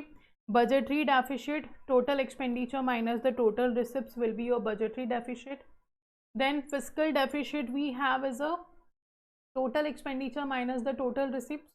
You can write it like that, out of which you have to exclude the money from borrowing. Second, total expenditure minus your total receipts plus the non-debt capital receipts of a government. Non-debt capital means the long-term capital receipts. Then you can also write like this: borrowing from home, borrowing from RBI, borrowing from abroad. These are the amount which can be called as your fiscal deficit. Okay, any of these method can be used to calculate fiscal deficit, and the revenue deficit, sorry, primary deficit is simply fiscal deficit minus the interest. That gives us the primary deficit. Okay, so these are the formula. On these formula might be numerical can be asked, so do remember them. Match the following sustainable development goals with their respective description: SDG 13, SDG 1, SDG 7, SDG 9.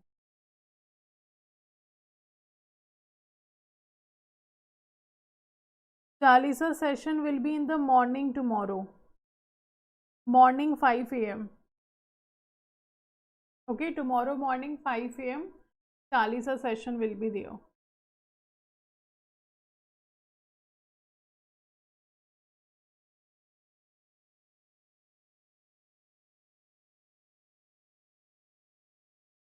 Let me know the right combination. So we know SDG 13 is your climate change. We know already. SDG 13 is what? It's a climate change. So first will be what? The first will be your third, है ना? Because the third one is saying climate change, so the first is your third. Okay, and you can see the first is third in the two options, so we can eliminate the rest two. Then SDG 1 we have also discussed. SDG 1 we have discussed is no poverty. It means the second will be your first, and the second is first in the B option, so right answer is B. Okay, the right answer will be your B.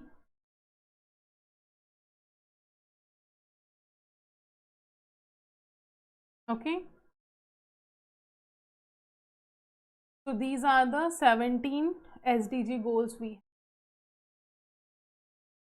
What is the role of trustee in the real estate investment trust? What actually the trustee do in the REITs?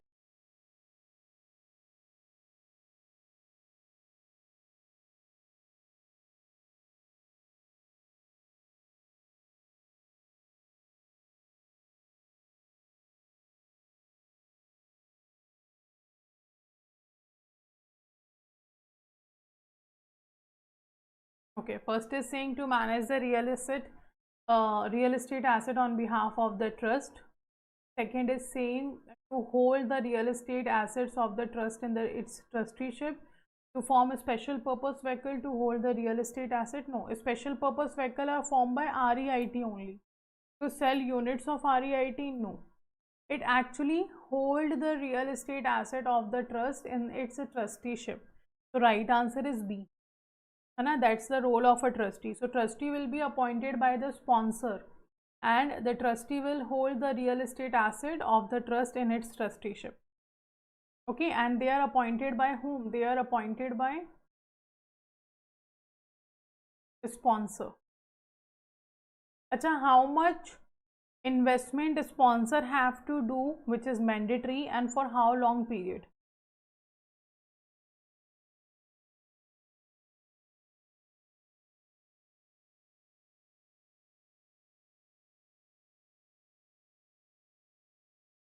Let me know.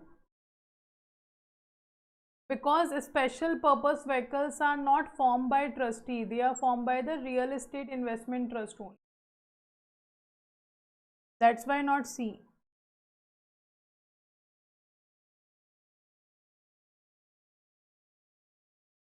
Very good. They have to invest 25% and for the period of at least 3 years. And same for the InvITs. Kya? InvITs also have the same limit of sponsors.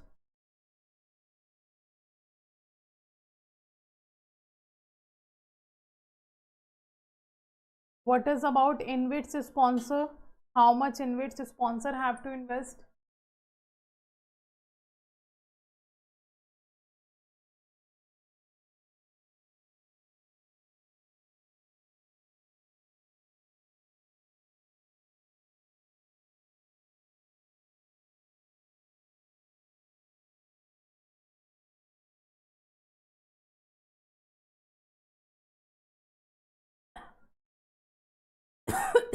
Sorry.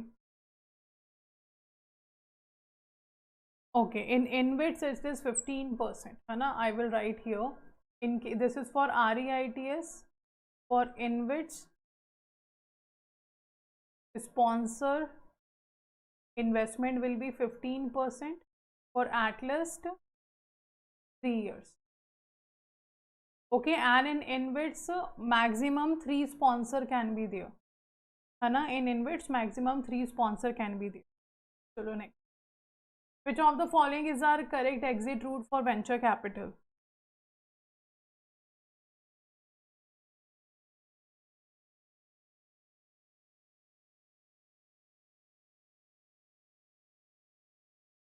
Okay, so all are correct. IPO buyback by the promoter, sale of enterprise another company, venture capital is self liquidation, liquidation by the investee company, all are correct.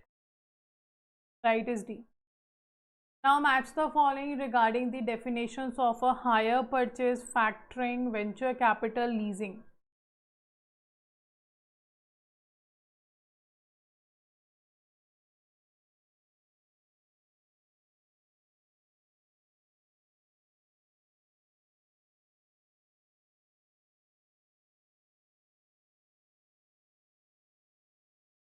Okay, you all are going with the D. So first is here because the name is already written here. Then if we talk about the term factor is written in the first statement, it means the second is your A. So second is A and first is D. So you can eliminate these two options. First is D, second is A. And next we have a venture capital. They invest in the startup company.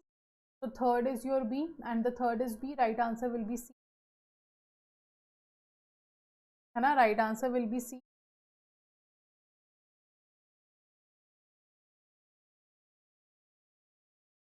Which of the following is true about the schedule banks?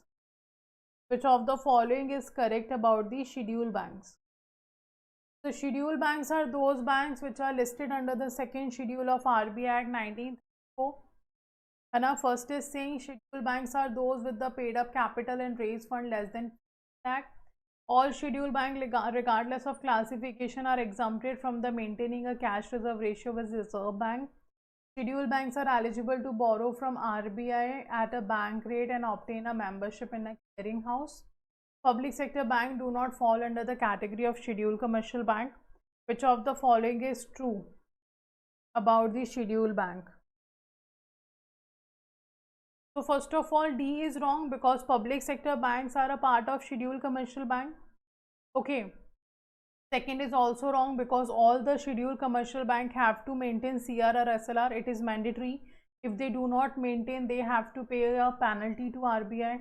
It is not 15 lakh, it should be 5 lakh. So right answer is C. Scheduled banks can borrow from RBI for their normal operations also. And for their normal operations, for their day-to-day operations also, scheduled banks borrow money from RBI. At what rate? At a bank rate. And they can also obtain the membership of your clearing houses. Okay, so right answer is C here. Now, according to Banking Regulation Act, which of the following best describes the banking? The right definition of banking is?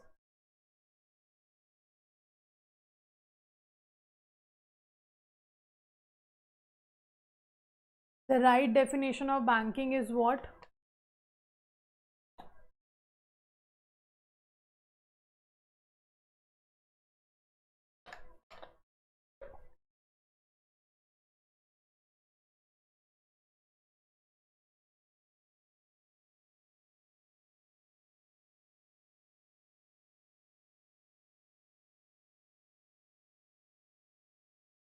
Okay, everyone is saying C.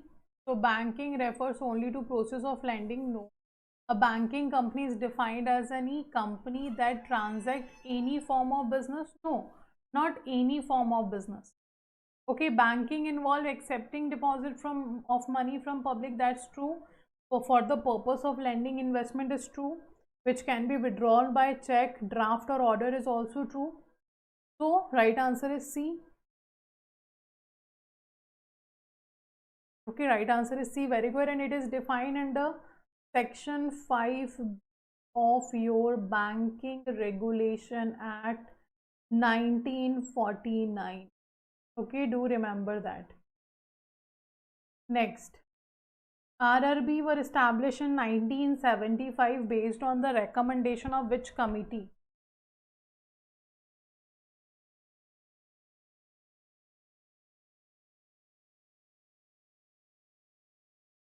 So the first RRB was established on 2nd October 1975. It named as a Prathama Grameen Bank. It named as what? It named as a Prathama Grameen Bank.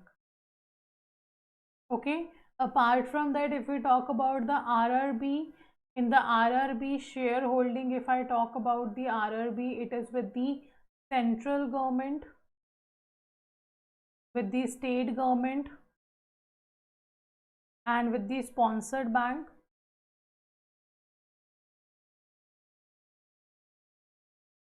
So 51%, 15% and 35% shareholding have been divided. And the committee is Narsimhan Committee. On the recommendation of Narsimhan Committee, we have introduced the RRB. Okay, so right answer will be B option your. Next. The dash is the process of determining the fair and accurate prices of financial instruments, which is based on the interaction of supply and demand factors.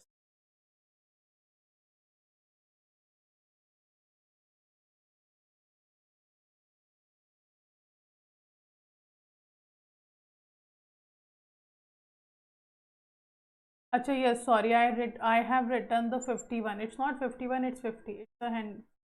If it is 51, it's a 101. Sorry, it's a 50%, not a 51%. Sorry. 50, 15 and 35. है ना? 50, 15 and 35. Chalo, next let me know what is this process is. And we are deciding the prices.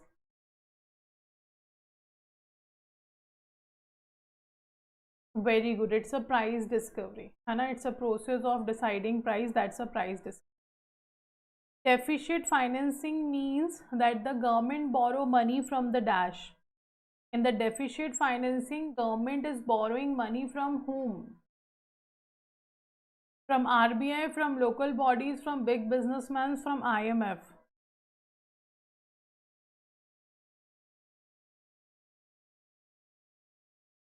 Very good. From RBI. Even government can ask RBI to print new currency. RBI to print new currency. That's also a part of your deficit financing. Okay, right answer is A. Next. Which among the following is our correct relation in topics to the in which? So 4 statements have been given. Out of these 4 statements, which one is correct about the in which? Do read these statements. Let me know the right answer.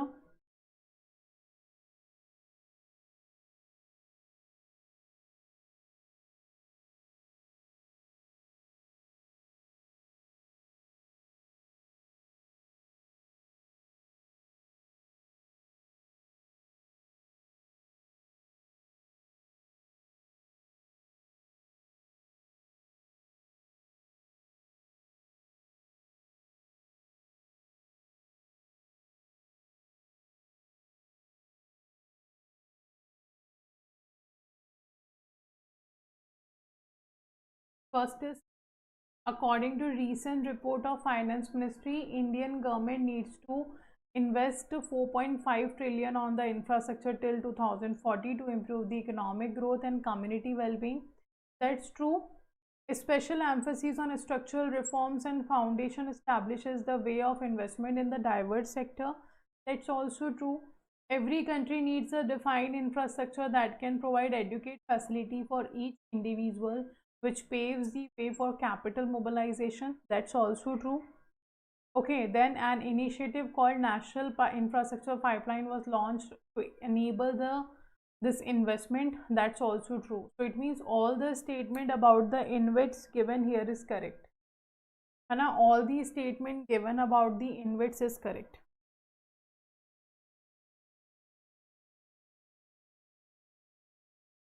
The National Infrastructure Pipeline have a 100 crore capital. Yes, the National Infrastructure Pipeline, NAFID, is also helping in that.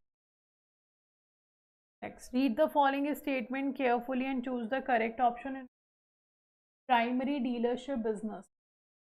Which statement is correct? So we know that there are 2 types of primary dealers. The one which is bank primary dealer and the other which is your standalone primary dealer.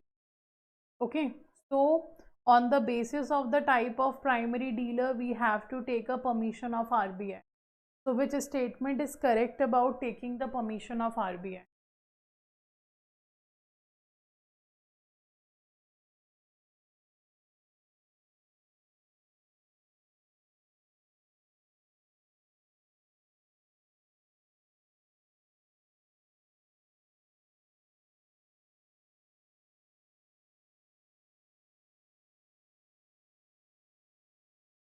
Okay. So first is saying here that for undertaking the primary dealer business through a subsidiary. Then bank should be registered as an NBFC with RBI. Second, for undertaking primary dealer business as a departmentally, then it is required to be registered under the Banking Regulation Act for the same. Which one is correct? No, both are not correct. They have to register again with RBI, not under the Banking Regulation Act. First is correct, second is not. Right answer is A.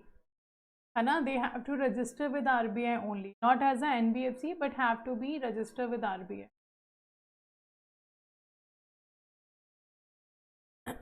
With reference to the Indian economy, consider the following statement and tell me which of the following is not true or not correct.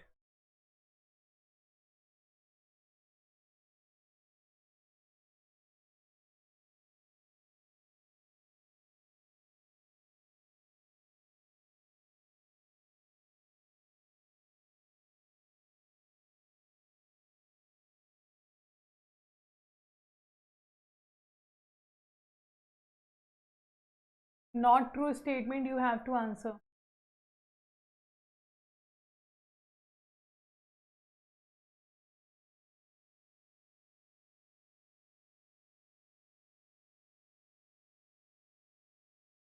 First is saying commercial paper is a short term unsecured promissory note. That's true. It's short term and also unsecured.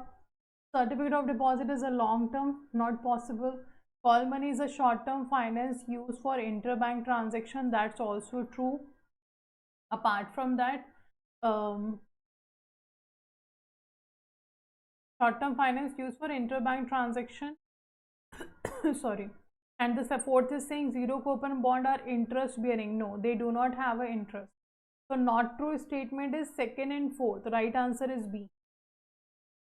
Not true statement is second and fourth. So right answer will be your B option.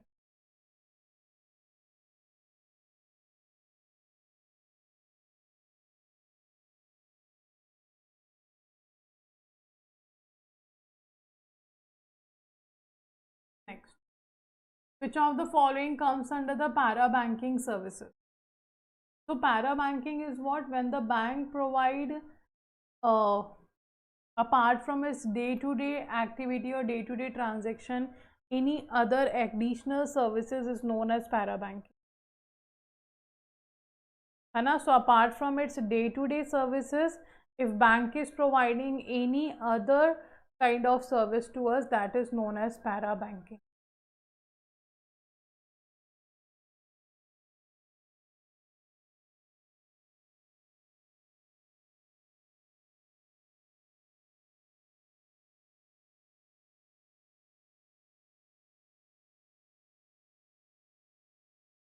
Okay, everyone is going with the C and D option. Sponsoring of international debt fund is correct. Membership of SEBI approved stock exchange is correct. Check writing facility for investors of your for investors of money market mutual fund, all are correct. All these are the para banking service. Okay, so apart from its day-to-day activity, if bank is providing any one service, it's a correct para banking. It's a part of para banking. Next we have, consider the following statement about FX retail platform.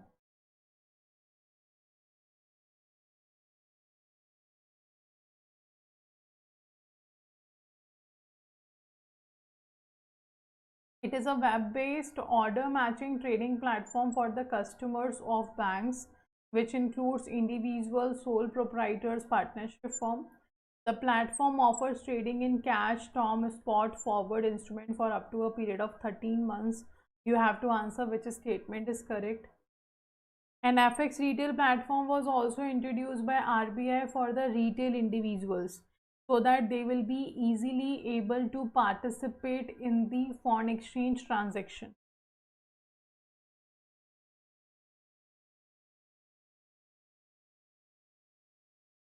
Okay, and the right answer will be your, it's true, it is for the period of 13 months. The cash, term, spot, forward can be used for the trading, and it's a web-based order matching platform for us as an individual or sole proprietor partnership firm to participate more in the foreign exchange transaction. So right answer is your C. Now consider the following statement about the depositories legislation. Consider the following statement regarding the depositories legislation.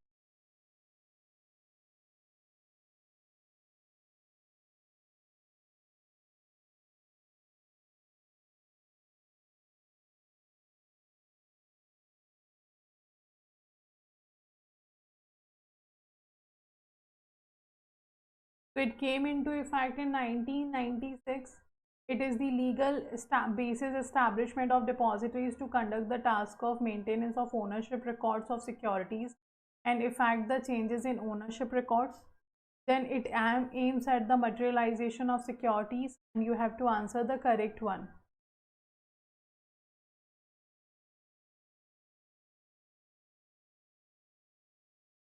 We will do the one more question and then we'll end the class. Okay, we'll do one more question and then we'll end the class. So right answer is obviously first and second is true, but not the third, because it is not doing materialized. It is making dematerialized. Like we are maintaining records in the electronic form. So it should be dematerialized, not a materialized. So right answer is A.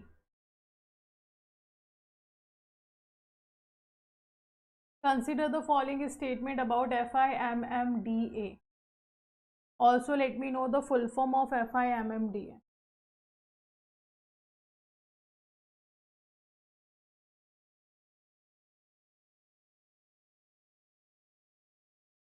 Consider the following statement about FIMMDA.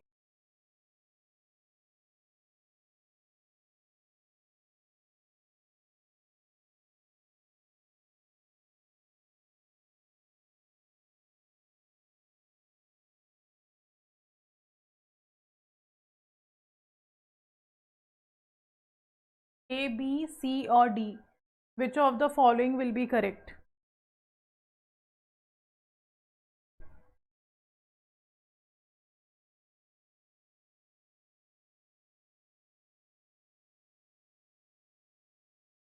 So it is a self-regulating organization. It was incorporated as a company under the section 25 of Companies Act. That's also true. It was established on 4th of May 1998. That's true. So all the statements are correct here. It's not financial institution, Rajesh sir. It's a fixed income money market derivatives association of India. Very good. A lot of people are giving right answer. Very good. It's what? It's a fixed income money market derivative association of India. Okay, so today in this class we will end here. The remaining questions and more new questions we will be discussing in the evening class, and in the evening class we will be having a different set of questions. And in the evening class we will be having a different set of questions. So before ending the class, let me know how many answers you have given correct here. Let me know how many answers you have given correct here. Also, the PDF of the session will be available on the virtual library. The PDF will be available in the virtual library. Clear? Sorry. Okay. Clear till now? Let me know. Timing will be 6 p.m. Tomorrow evening session is there, and the timing of the session is 6 p.m. This session will be there. It's a bilingual session. Everybody have to join, and the set of questions will be different, and it will be on Officers Hara 24/7. Okay, I will be sharing a link with you before the session. Yes, all the questions will be uploaded in the PDF which we are discussing. Pooja ma'am, what's your doubt about the Narsimhan committee?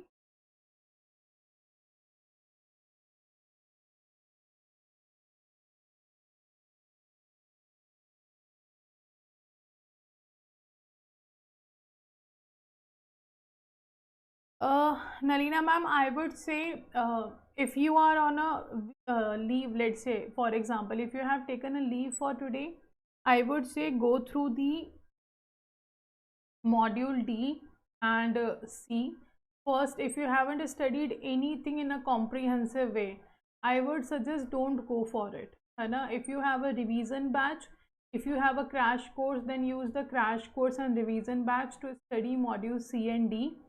And apart from that, I would suggest cover all the mini marathons, all the Maha marathons or Maha revision sessions we are having, the numerical session. Apart from that, the previous year question session, these are important, है ना? Do make sure you practice these questions.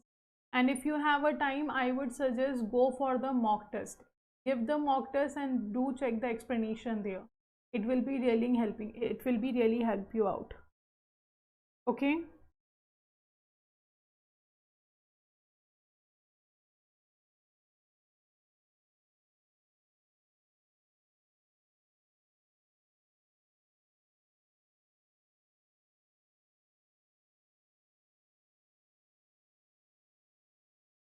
No, evening class question I will upload after the evening session, not right now.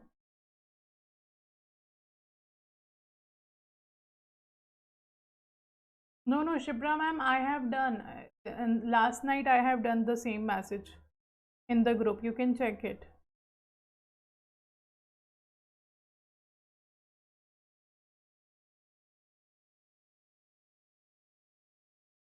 All the sessions link, all the important sessions link I have already shared in our group, so do check that. After this class I will share it again. Okay, all the links I have shared already.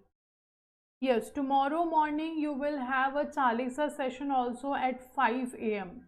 So do make sure you join the session in the evening at 6 p.m. and in the morning at 5 a.m. Very important. These two sessions are more there that you have to attend. Okay. So let's end here. If you have any doubt, you can ask in the comment section. And let's say if you are not able to understand any particular topic, you can also write that in the comment section. I will check your comment, and in the evening session I will take that particular topic first, and then we will move forward with our questions. So if you have any query, any doubt, any topic to understand, I'm not going to cover the whole topic, but yes, an idea of the topic I can give you in a short form. So if you have such kind of topic, you can write in the comment section. I will check your comment and will discuss those topics in the evening. So now we will be meeting in the evening at 6 p.m. Only in offices are 24/7. But yes, do make sure you keep revising the content you have already. And that's all for today. Okay. So let's end here, and do make sure you subscribe the channel JAIIB CAIIB English Medium, because this is the channel where you will find all the important sessions regarding your JAIIB exam, not only for IE IFS paper but also for your all the upcoming exams of JAIIB. Okay, so let's end here. Thank you all for joining the session. Take care. Do let me know in the comment section after the session ends that how many answers you have given. Take care everyone. Have a good day.